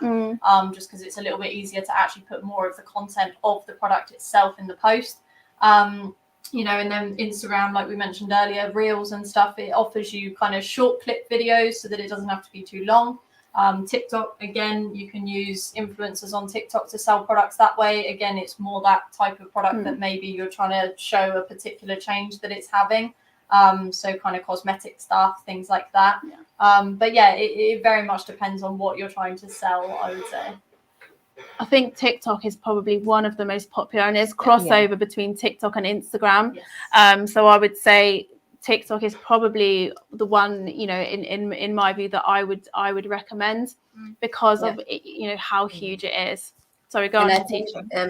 There is a Sina Weibo known in China, which is a microblogging platform that compares to Twitter or Instagram. I think that might be interesting. Fantastic. Yeah, and actually mentioning China, there are different platforms that are available in different countries as well. So you might find there's some restrictions on specific platforms that maybe aren't being used in particular countries. So make sure that you're aware of that if that is your target market as well. Thank you, Kerry, for your question. Great session. Thank you, Kerry. Have you guys tried any AI software?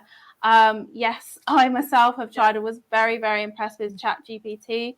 It's actually quite shocking, and there's some universities that have tried to ban it, and it is, it's very, very advanced. So I really think, and it's completely free as well. Obviously, there are paid versions where you can get different benefits, but ChatGPT is really incredible and immediate as well. So you type it in your question, and it just comes out and types out a full essay for you if you want. Yeah, that again, same one, but it's for if I'm sort of researching a particular topic, or maybe I'm looking to post on social media, I sort of tend to put the topic of what I'm about to talk about in there to sort of give me the base of the context of what I'm about to talk about. Maybe if I'm a bit tight for time specifically, it just gives me all of the base information. And then like we mentioned earlier with Christine, I then personalize it. So if there's a particular bit of it that I think is maybe a little bit too much information or not quite relevant to what I'm specifically trying to cover, then yeah, I'll just edit those bits out and make it sound a little bit more like I've written it myself. Brilliant. Well, I think that's all the questions that we've got today. Thank you everyone for tuning in and listening. It's been a really great session. Thank you, Hatice, Christine, Alice, for all your contributions. And keep watching. There's still more to come in the broadcast. Thank you so much for watching, and we look forward to seeing you on the next one. Thank you. Thank you. Good evening. Bye.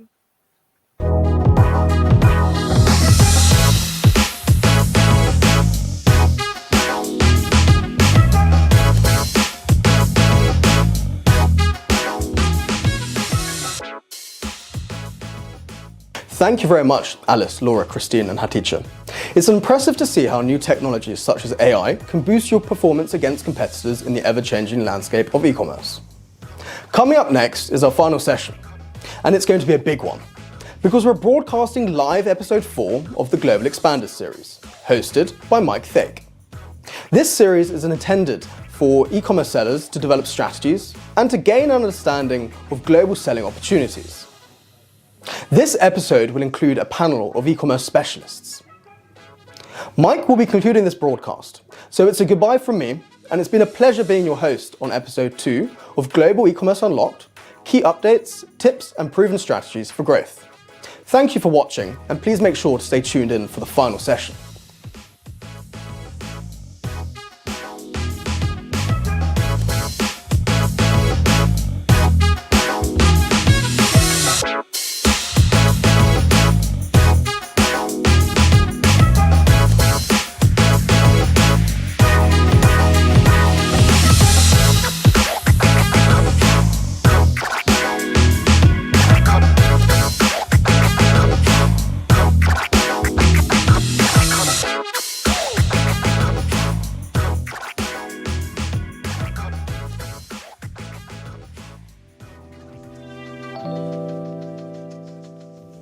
Spring clean your business. E-commerce rules and regulations are always changing, so why not have a spring clean and revise the way you sell?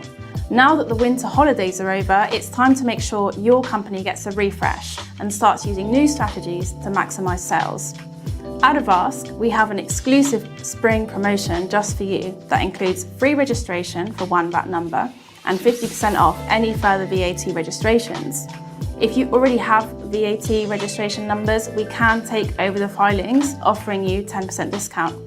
Let's connect and discuss the ways you sell, and let us help you to increase your sales this year. Have you implemented creative marketing? Are you using social media campaigns during the holidays and other peak selling periods? And what alternative or additional marketplaces are your competitors selling on? We want to ensure your expansion strategy is in good working order for the exciting opportunities ahead this year. Connect with Avask today and make use of this promotion whilst you can. If you would like any more information on this offer, you can find the terms and conditions on our website.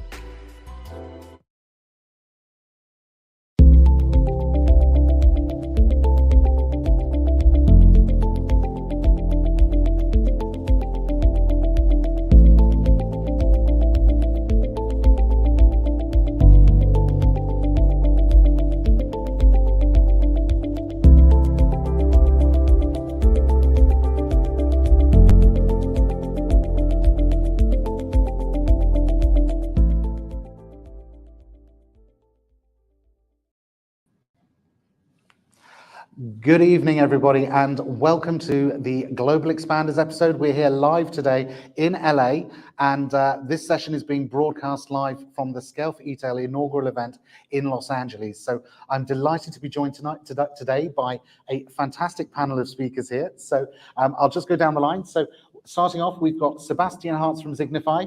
We have Cassandra Craven from Helium 10 and PackView. We have Andrew Erickson, who's a Titan Network leader and e-commerce entrepreneur. And obviously we have Rob Stanley from Getida. So please make some noise for our fantastic panelists.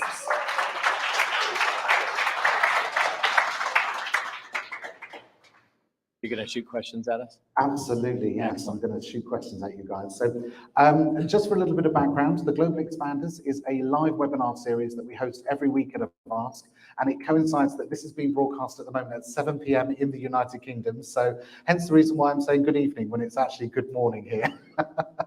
So basically, what we're looking at today is we're looking at what are the plans to basically scale your business cross-border.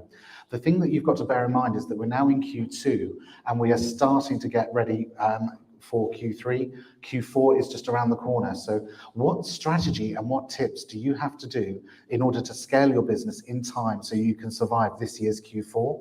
So these are the questions that I'm going to be asking our delightful panelists today. So perhaps if we go down the line slightly, if you all want to just give us a little bit of background for yourselves, and then we can go straight in with the first question. Sure. So yeah, I'm Rob Stanley. I'm Chief Evangelist for Getida. Sold online for over 20 years. Exited in 2018, jumped over to the service provider side about four-ish years ago.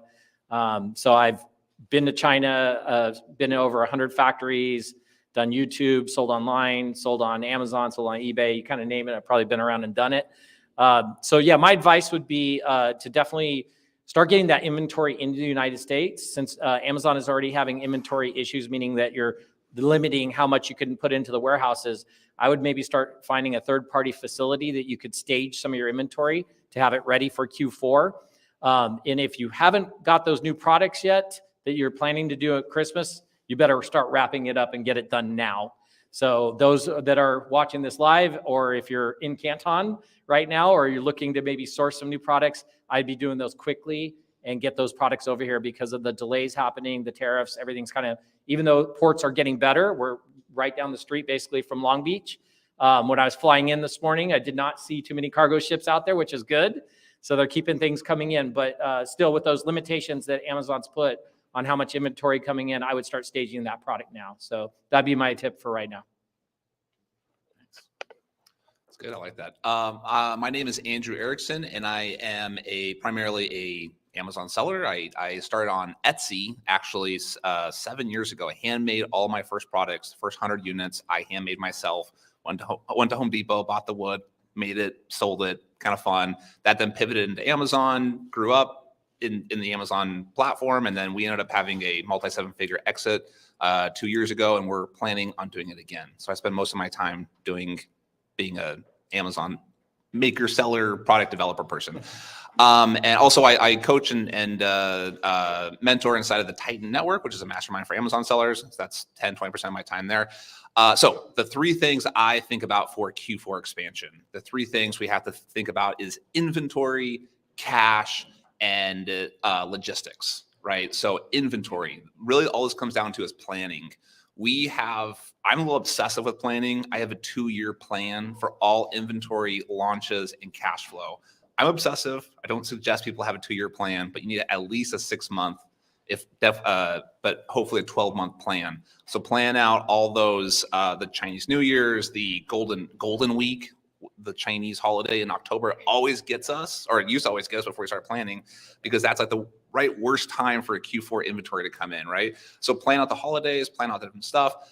From the things you have to plan are inventory, logistics like holidays and promotional stuff, and then of course cash flow. You have to maintain that cash flow, make sure you have enough cash to pay everybody, the payroll, and inventory deposits get paid on time. Those are my 3 tips. Oh my goodness. Hello, I am Cassandra Craven, and I am the Director of Social Media Marketing for both PackView and Helium 10. My background before coming to Helium 10 in 2019, I worked in film, television, advertising. So I bring a lot of content marketing expertise to the Amazon space, now expanding onto the Walmart space, and looking into globalization and getting prepped for Q4, speaking more and kind of doubling down on what Rob said for housekeeping. I think that you need to start looking at all of your social media channels now and making sure that things are up to date. You've got your content how it wants, everything brand guidelines are aligned, because there's going to be a lot of eyes on your social media platforms during Q4. In addition, you want to kind of start prepping for what content you're going to be creating around that time. So looking for those trending sounds, those viral moments, and also going into the Instagram and Facebook blogs and actually looking straight from the source of what sounds that you can actually use internationally that won't get blocked from other marketplaces. So you want to make sure that if you do create this, incredible content, that people are able to hear it and engage with it. So that's a very important lesson to keep in mind when you're prepping for the holiday rush that everyone is excited for. Those are just some awesome tips, I guess. My name is Sebastian Hertz. I'm a seller myself as well. I have 2 brands since 2014. I'm trying to actually put this all in my head here right now. How can I do this for my own brands? I mean, thanks a lot for bringing those ideas. Besides having the 2 own brands, I don't want to sell because I'm bringing my brands as well into the big box retail businesses.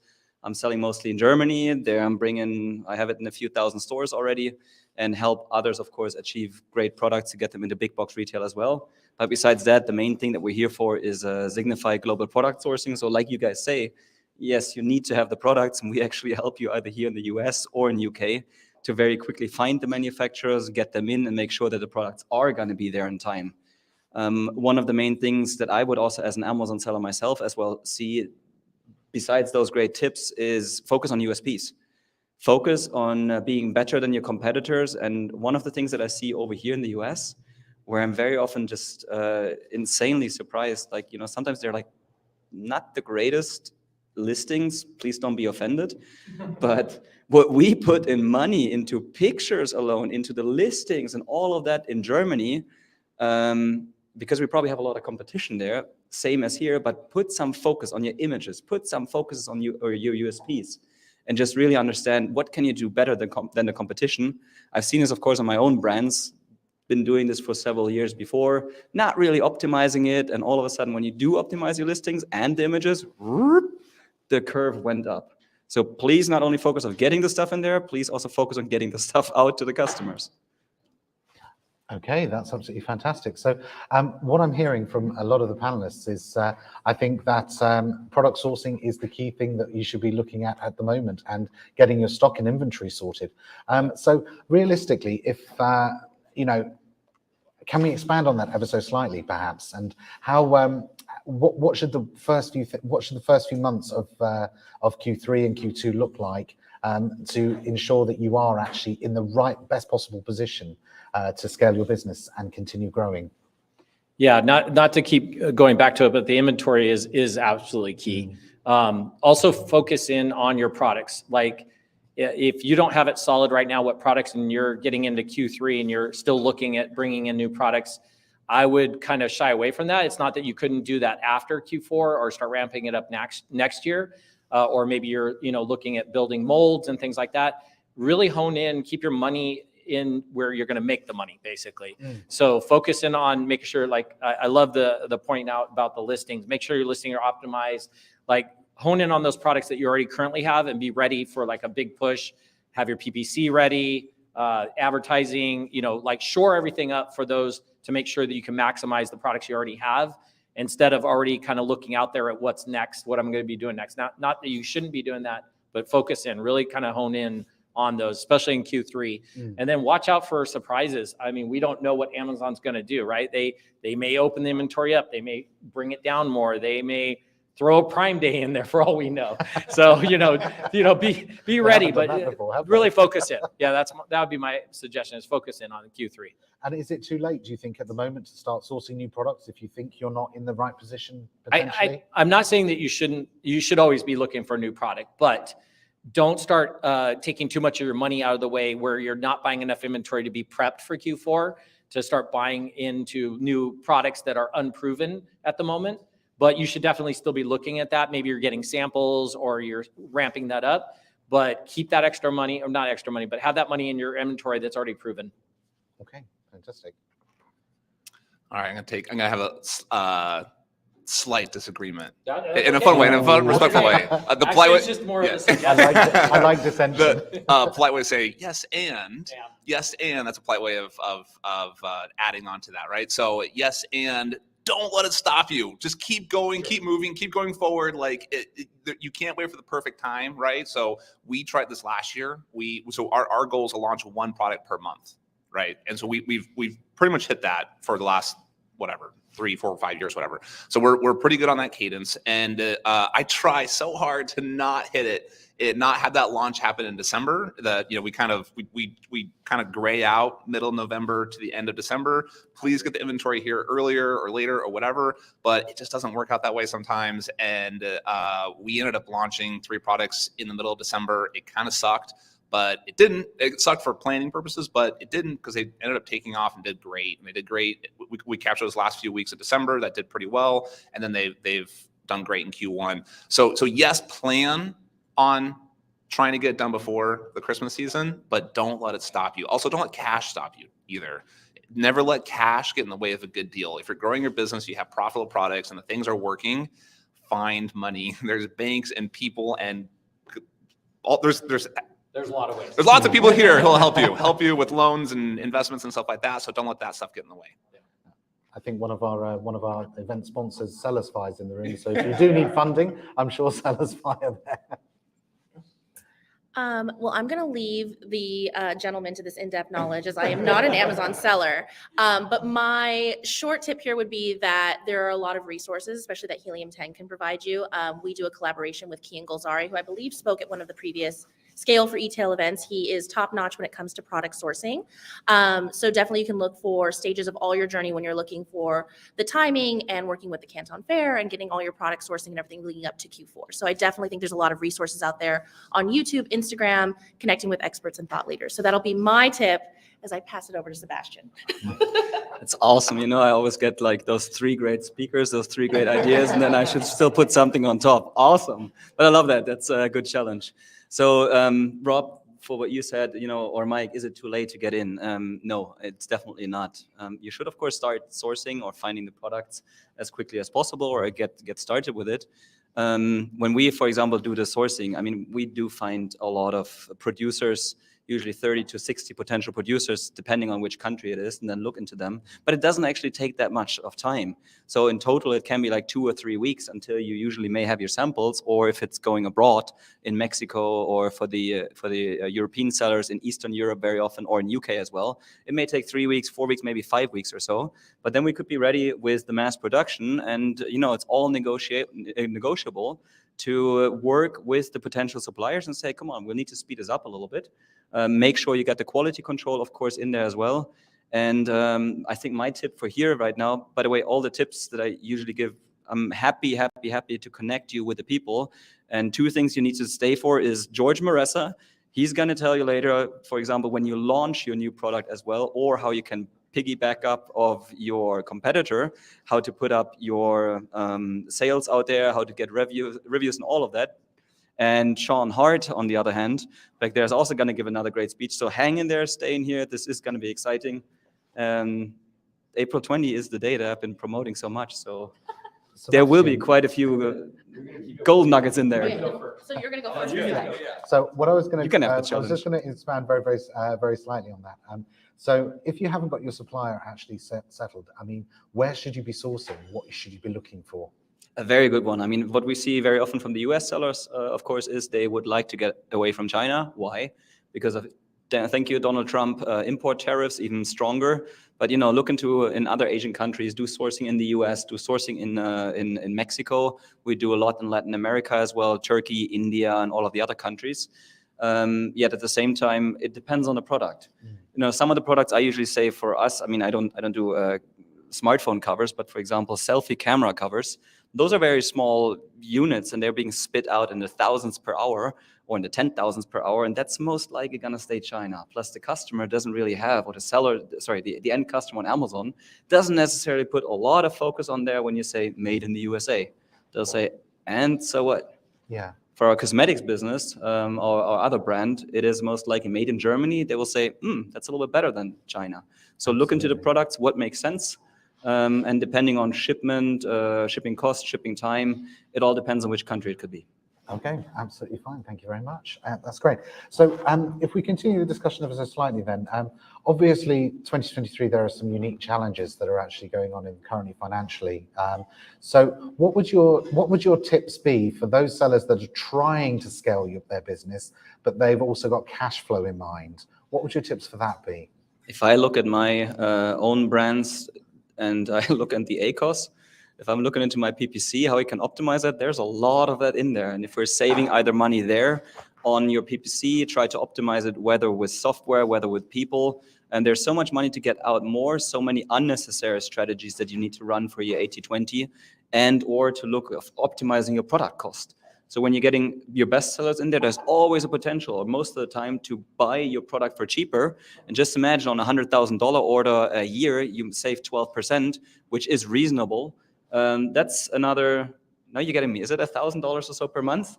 Which you could probably put more into advertising and push this up there as well. So saving costs and being smart about your PPC. Okay, that's perfect. Thank you. Going into saving costs and really looking at your business, my tip would be to, obviously everyone knows AI is exploding across our industry right now. And when you look at your content production, I think a couple years ago, especially when we were in the pandemic, everyone was becoming a copywriter. Everyone was becoming a graphic artist, or they were hiring out. Well, Canva can do that now with AI. You literally tell it what you want it to do and what you want it to look like, and it'll create it for you. So you don't necessarily need these extra resources.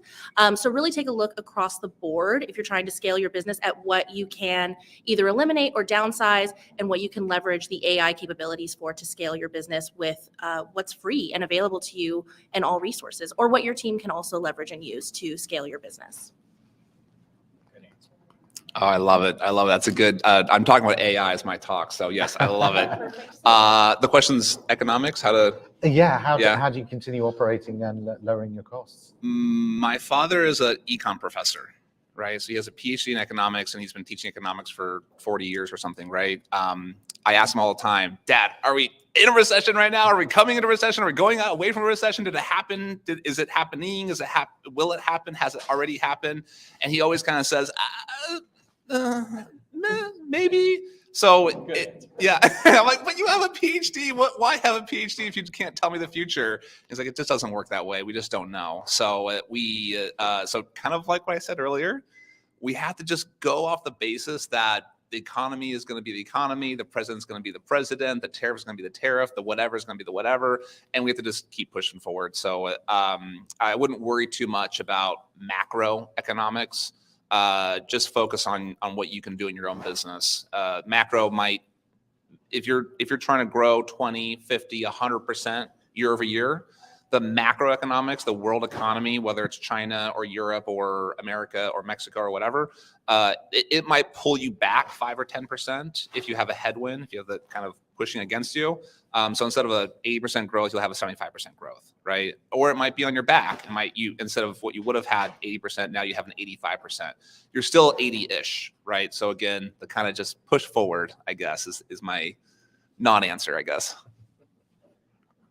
Yeah, I'm going to give a couple answers. So I would suggest looking at expanding into other areas to source. So for instance, because of some of the economic things going on with China in particular, I would be looking at other factories, maybe in India or Mexico as backups, and already have those maybe established. Doesn't necessarily mean you have to be actually manufacturing from those right now, but already know where you're going to go just in case things do happen with China. That will affect it quite a bit. And the second thing I would definitely suggest is, I just got back from Japan about a week and a half ago. Look at the Japan market. It is actually a great marketplace to be in right now and be selling your products. I'm not going to go into a ton of detail, but you do get to use a lot of your feedback that's already established in the United States to also have automatically feedback over there. So if you have good ratings on your products, you can expand in Japan. There's a whole thing on that. I'm not going to go into all the details. And then the third thing I would suggest is using Gatita, help we get back your refunds and reimbursements on average 1 to 3% of your annual sales, which like mentioned, you could turn around and invest that either into more product or PPC or advertising or something like that. So absolutely. Go for it. No, I you was don't get to. I was just going to I was also going to That's why I usually interject say, there as well. don't listen to that guy over there at all. And he says the same thing, I think, about me. Topic of recession. You hear this everywhere, and there's, what is the English saying? Is that if you want to find a way, then there's a way, and if you don't find a way, then there's always a way out. The topic of recession, I think, would really be, for most of us, only interesting if you're fully covering your whole niche. You can always have an excuse why you're not selling better. You can always have an excuse and push it on something that there must be reason. But at the same time, to be honest, when does the recession really hit us? In my opinion, only when you fully own the niche. At the same time, whether recession or not, in my opinion, screw it. You have so many competitors in there, and you can try your best to be better than your competitors. Study them, be obsessed with it. What can you do better in your images? What can you do better in your PPC? Where can you hit your competitors all over there? So if the recession goes down, you still have a chance to raise 50% of your niche. I mean, is niche or is it niche? What's the proper pronunciation? Right, we got British here, we got US sellers here and German. In any way, whether recession or not, fight against your competitors. There's so much in your niche, whatever to get. Don't give up. Absolutely. I was also thinking of adding just there as well. If you're looking to actually grow and expand your businesses, one of the things you actually also need to consider is your diversification strategy. Because if you've got all of your eggs in one basket, and this can be anything, it could be marketplace diversification, it could be even country diversification. So you could see potentially, I think it's what's about 20 to 30% uplift selling the same products in Europe that you're selling here in the US. So you can see a huge amount of uplift just by choosing a different country and scaling your business cross-border. And yes, you might be then consider about, well, what happens when I cross borders with regards to compliance? And you're thinking, well, that doesn't really matter because there are experts that can help you with that, and you can then grow and scale your business. And bear in mind that there is someone out there that will be able to help you with those things like compliance as well. Who can help me with that, Mike? I've asked. I was trying not to do a direct plug there. Absolutely. Okay, so obviously we've talked about the state of finances and the state of the economy. So what do you think sellers are going to see in the next few months? What do you think they're going to see regarding the economy? Do you think it's going to continue to get tough? Do you think it's going to get better? What do you think is going to happen, especially the e-com sellers? What are they going to see? I think for me, starting. For me, I think if it's especially the more expensive niches, yes, you may see, of course, people not spending as much in there. If I look at my first brand, on the other hand, it's super low products. I'm not afraid. I mean, those are, everyday products. You need them. It's not a lot of spendings. And I think, with my previous answer, I kind of answered it from my point of view, at least before with the recession. The niche, whatever, niche. If it's nothing that is, super, super expensive and would be a luxury product that not everybody needs, I wouldn't be too much afraid of it. Yes, be aware, but just get better. Fight your competitors. I would say I'm kind of a expect the worst, hope for the best kind of person, just because you don't know what's coming down the pipeline. So definitely plan accordingly, save your resources, make sure you're making wise choices. That's what I think will come down the pipeline. I did a lot of interviews when we were recently at Prosper, and Yoni Kuzminski gave me a great answer of, if your business can't survive in tough times, then it's probably not built to sustain for a lifetime. And that really stuck with me just as a person, personally, professionally, et cetera. And so really think about that long term. So if you can weather this storm now, then you can be prepared for anything that life, business, the economy throws at you. So I'm definitely taking that from Yoni. So shout out to him. That's nice. I like that. There's a quote from Warren Buffett. He says, when the tide goes out, you can see who's been skinny dipping, right? Which means that when the recession hits, you can see the businesses that aren't being run very well, right? If it's actually still an if, it's not a win, but an if it comes soon. So yes, make sure you if it does come, we survive through it, because when the good times come, it'll be really good if you're there and established.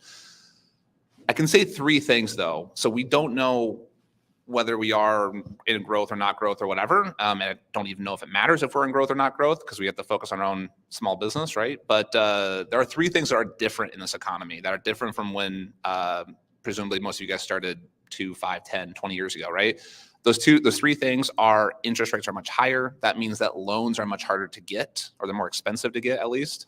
And so if you do use debt, it becomes harder and more expensive to use. That is just a thing that the business will feel, and it hurts. The unemployment is low. That's usually a good thing. Unemployment low means that it's a double-edged for businesses though. It's hard to hire people. If you're in a position of hiring, it's hard to do that. So that's kind of a negative for you. Now, the positive though is that when unemployment's low, that means that a lot of people have jobs. If they have jobs, they have money. If they have money, they spend it. That's where inflation comes from, right? Too much spending. There's other places it comes from, but it really comes from a lot of people having a lot of money, right?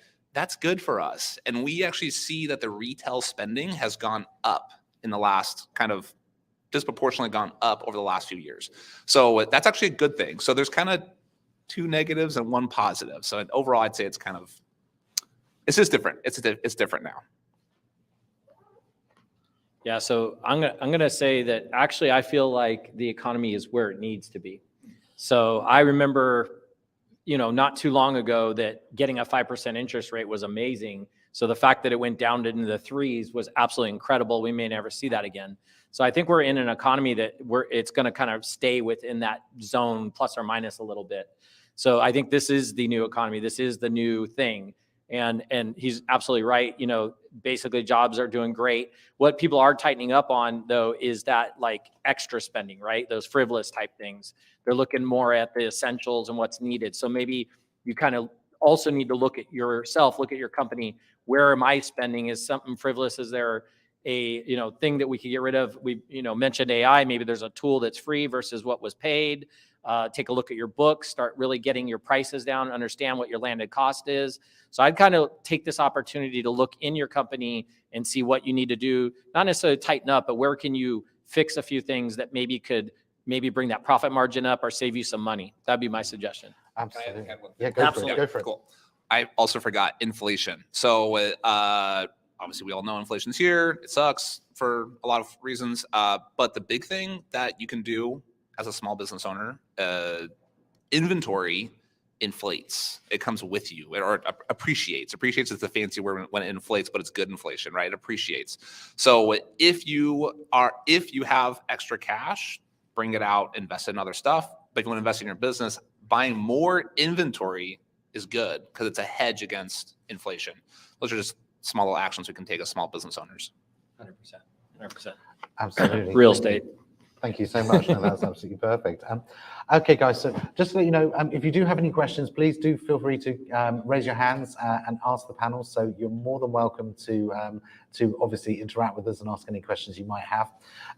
I think we've covered a lot of really important issues here, and I think those specifically around making sure you're prepared to weather the storm, considering what you need to do to scale your business. I mean, if each of you could impart one really top piece of information, something that would really enable a seller to really make a difference, what would that be?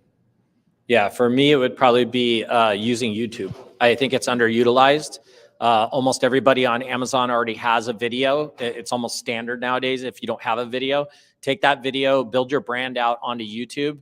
At one point, I was driving $100,000 a month from YouTube to my website for sales, and you can do that same thing right to your Amazon listing. So I would definitely take a look at opportunities like YouTube, TikTok, anywhere you can put videos out about your product. I know it sounds weird. It may just be you have a really basic product, but something as simple as that can still actually drive a lot of traffic and a lot of sales. Perfect. Thank you. AI is here. It's a game changer. This is literally everything has changed. Q1, I think, will go down as like, that was the time. There was the before time and the after time. Q1 of this year, ChatGPT 4 came out, and 3 came out technically, I guess, in December, but 3 and 4 basically came out in Q1, and they are major game changers. So that's my big takeaway. The one piece. Can I just actually ask the people in the audience, who here is using some form of AI already? Wow, that's a great deal of you. That's really, really good. You'll all be using it by the end of my talk. You'll all be using it this afternoon. We're all waiting with bated breath. I would also say content creation would be my number one tip. Definitely, if you're not on TikTok yet, get on TikTok. The engagement, the discovery for your brand, for your business, for your content, for what you're trying to build. The opportunities there are endless, and I think they're only improving it day by day, especially with the integration of AI and different algorithms. They're serving content to audiences you didn't even think were your niche or niche. So you definitely want to make sure you're on TikTok, and Instagram is on their heels. I'll be talking about this later. So you want to make sure that you're optimizing it for both and how you can leverage all of their integrations in app to scale your business. Use AI to write the script. Yep. I'll give two if I may. Question? Hi, question. Yeah, question. Just everything go out there loud. People say it loud. I don't know how to put this, but TikTok is super dangerous, right? Like with the China and everything and all that other. Is there any fear of, is there anything else? You said Instagram. So is that something I'm sure I do 10,000 things a day that helps China, but for whatever reason, I'm not on TikTok. My sister will send me this hilarious video on I've seen someone kick them nuts enough times. I don't need to say it again. But I've sort of put my foot down with that. Is there, is Instagram, is there something, can I hold my breath and wait for something cool to come along that I won't know that China's screwing us? I'll come. By the way, love the note taking. That is awesome. The coloring. Pages of this I haven't read from all sorts of. Copied that. Yeah, I'm going to pass it to Rob for that one. Yeah, so China already knows everything about you. So let's just be real here. If you're online on any platform, but this is one thing I always say. So people shop for products on Amazon, right? Everybody goes to Amazon, they shop for a product. When they want to know about your brand or more about the product, they're going to Google it. They don't go to Amazon to find out about how to replace a battery on a remote. They're going to go on Google. And when you Google search, guess what? Google owns YouTube. So for you, if you don't want to go the TikTok route, I'd go the YouTube route, and you could build a brand out that way. You can talk about your products that way. You can point people to, in the description to any link you want. So if you're scared of TikTok, I would go the YouTube route for sure. You want to add anything? Yeah. I would say I agree. Definitely, if you're feeling apprehensive about TikTok, go to Instagram as well, because that content gets served on both Facebook and Instagram. And the in-app components for searchability is also being advanced each and every day, where people are literally searching for, keywords within the app, so then your product and business can come up and be discovered that way as well. I think to that question as well, before I'm still going to push my two hints, is what I noticed for myself as well, for my own brands, just start creating stuff, start creating content. We all say, oh, what should I do? What should I do? How do I do this optimal? And you'll learn along the way. You said you do 10,000 things already. Maybe get a team in there. We're building ourselves a team up as well. I'll create some videos. I don't edit them anymore. It's the team who does that, and just push it out and just start talking about it.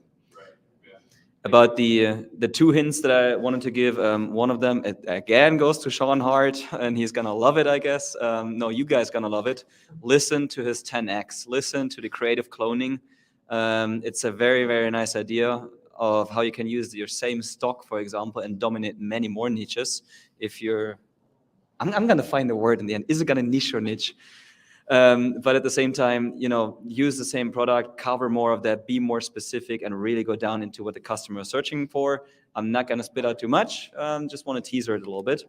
But the second thing, when you're bringing out products, when we're talking about sourcing, focus please on to, set yourself off from the competition. Focus on creating something premium. I started in 2014. It was fun back then. I took pictures with a smartphone. There was no competition. You just sold the stuff. Now you have tens or sometimes even hundreds of competitors in there. So make yourself different. And if you're just bringing out another product, which is me too, guess what's happening? It's the race to the bottom with the price. So you need something to stand yourself off, or you to set yourself off. And if you're really if the average is selling it for $20, $30, There is a way to still sell it for $40, $50, $60, $70. A similar product, just make it a little bit better. We have a few hints there as well how to do that, but be distant from the cheaper ones. Don't go for the race to the bottom. Focus on premium products. I think actually, yeah, if you get into a bidding war, that's only going to go one way, and that's going to destroy business opportunities, not create them. I think better off potentially look at a different market. If you're seeing that there's too much there, go and consider another market. I mean, for example, I think the US is currently at $908 billion in e-commerce revenue. If you go and actually look at Europe, we're at $858 billion. And that's all of the European Union. And you're thinking that's 27 member states, and they're all using a similar tax framework. So if you are expanding your business cross-border, yes, you're going to need to file taxes and you're going to need to do those sorts of things, but it's very easy. You're going to have one framework, not 27 different frameworks. So it is easier to grow and expand your business by considering something like going cross-border into a different market. And there are so many lucrative opportunities. I mean, if you're looking at just some of the markets, for example, if you're looking at France, for example, you've got obviously Amazon France there, absolutely fantastic. Well done, that's great. Obviously register on there, but also then consider the other marketplaces. You've got Cdiscount, you've got loads of other marketplaces. Each country has got maybe 3 or 4 top marketplaces that can actually help you to basically sell your products and expand your business so even further. So really seriously consider, I think, diversification. I think that is my one top tip. And for the ones listening all over Europe right now, I mean, look into the US market. I see most of us sellers over there focusing, on Germany. Yes, Germany is the biggest market in Europe, but you see so many of them just starting to come over to the US. Sorry for you guys over here, but there's competition coming from Europe, but they're also focusing on because the market over here is like 10 times larger. Absolutely, exactly. And when you consider whichever region you're expanding into, there is a lot of opportunity. And I think where we've actually got in Europe a very large population base, not all of our population is online at the moment. I mean, if you're looking at the big 3 like the United Kingdom, Germany and France, yes, you are going to see that most of the people are online and most of the people are trading online. But if you're going towards the Eastern European countries, the the Latin-based states, so that's the likes of Italy, Germany, Italy and Spain even, and Portugal, you're considering then that you've got more opportunity then to grow, because those people are all going to start coming online. So you've got expansion there. You can grow, and the market is not saturated, or it's not as saturated. Mike, what about your hometown? You got internet by now, right? Yes, we've just about got internet. No. Hey, I've got 900 meg download. I'm good. Okay, that's absolutely fantastic. Are there any more questions in the room for us? How about online? Are there any questions online at the moment? Should we put a poll up whether it's niche or niche? Yeah, I think so. I think that depends on, and that brings up a wonderful point actually about localization. Make sure you know what language your clients are speaking, because if you're using something like Google Translate, that's just going to lead you into hot water. Make sure you're actually using a proper translation service that can actually target the keywords that are needed, because if you're not, you're just going to be burning money and you're probably not going to be ranking very well. Is that like pulling the right lever or lever? Yes, exactly. That's right. Exactly right. Yes. I mean, you look at English, we've got variances in English, and we're all speaking the same language. Or we think we are anyway. Anyway, so if there are no more questions, then what I'm going to say is I'm going to say thank you so much to my panelists. Can I have a big round of applause, please, for my panelists?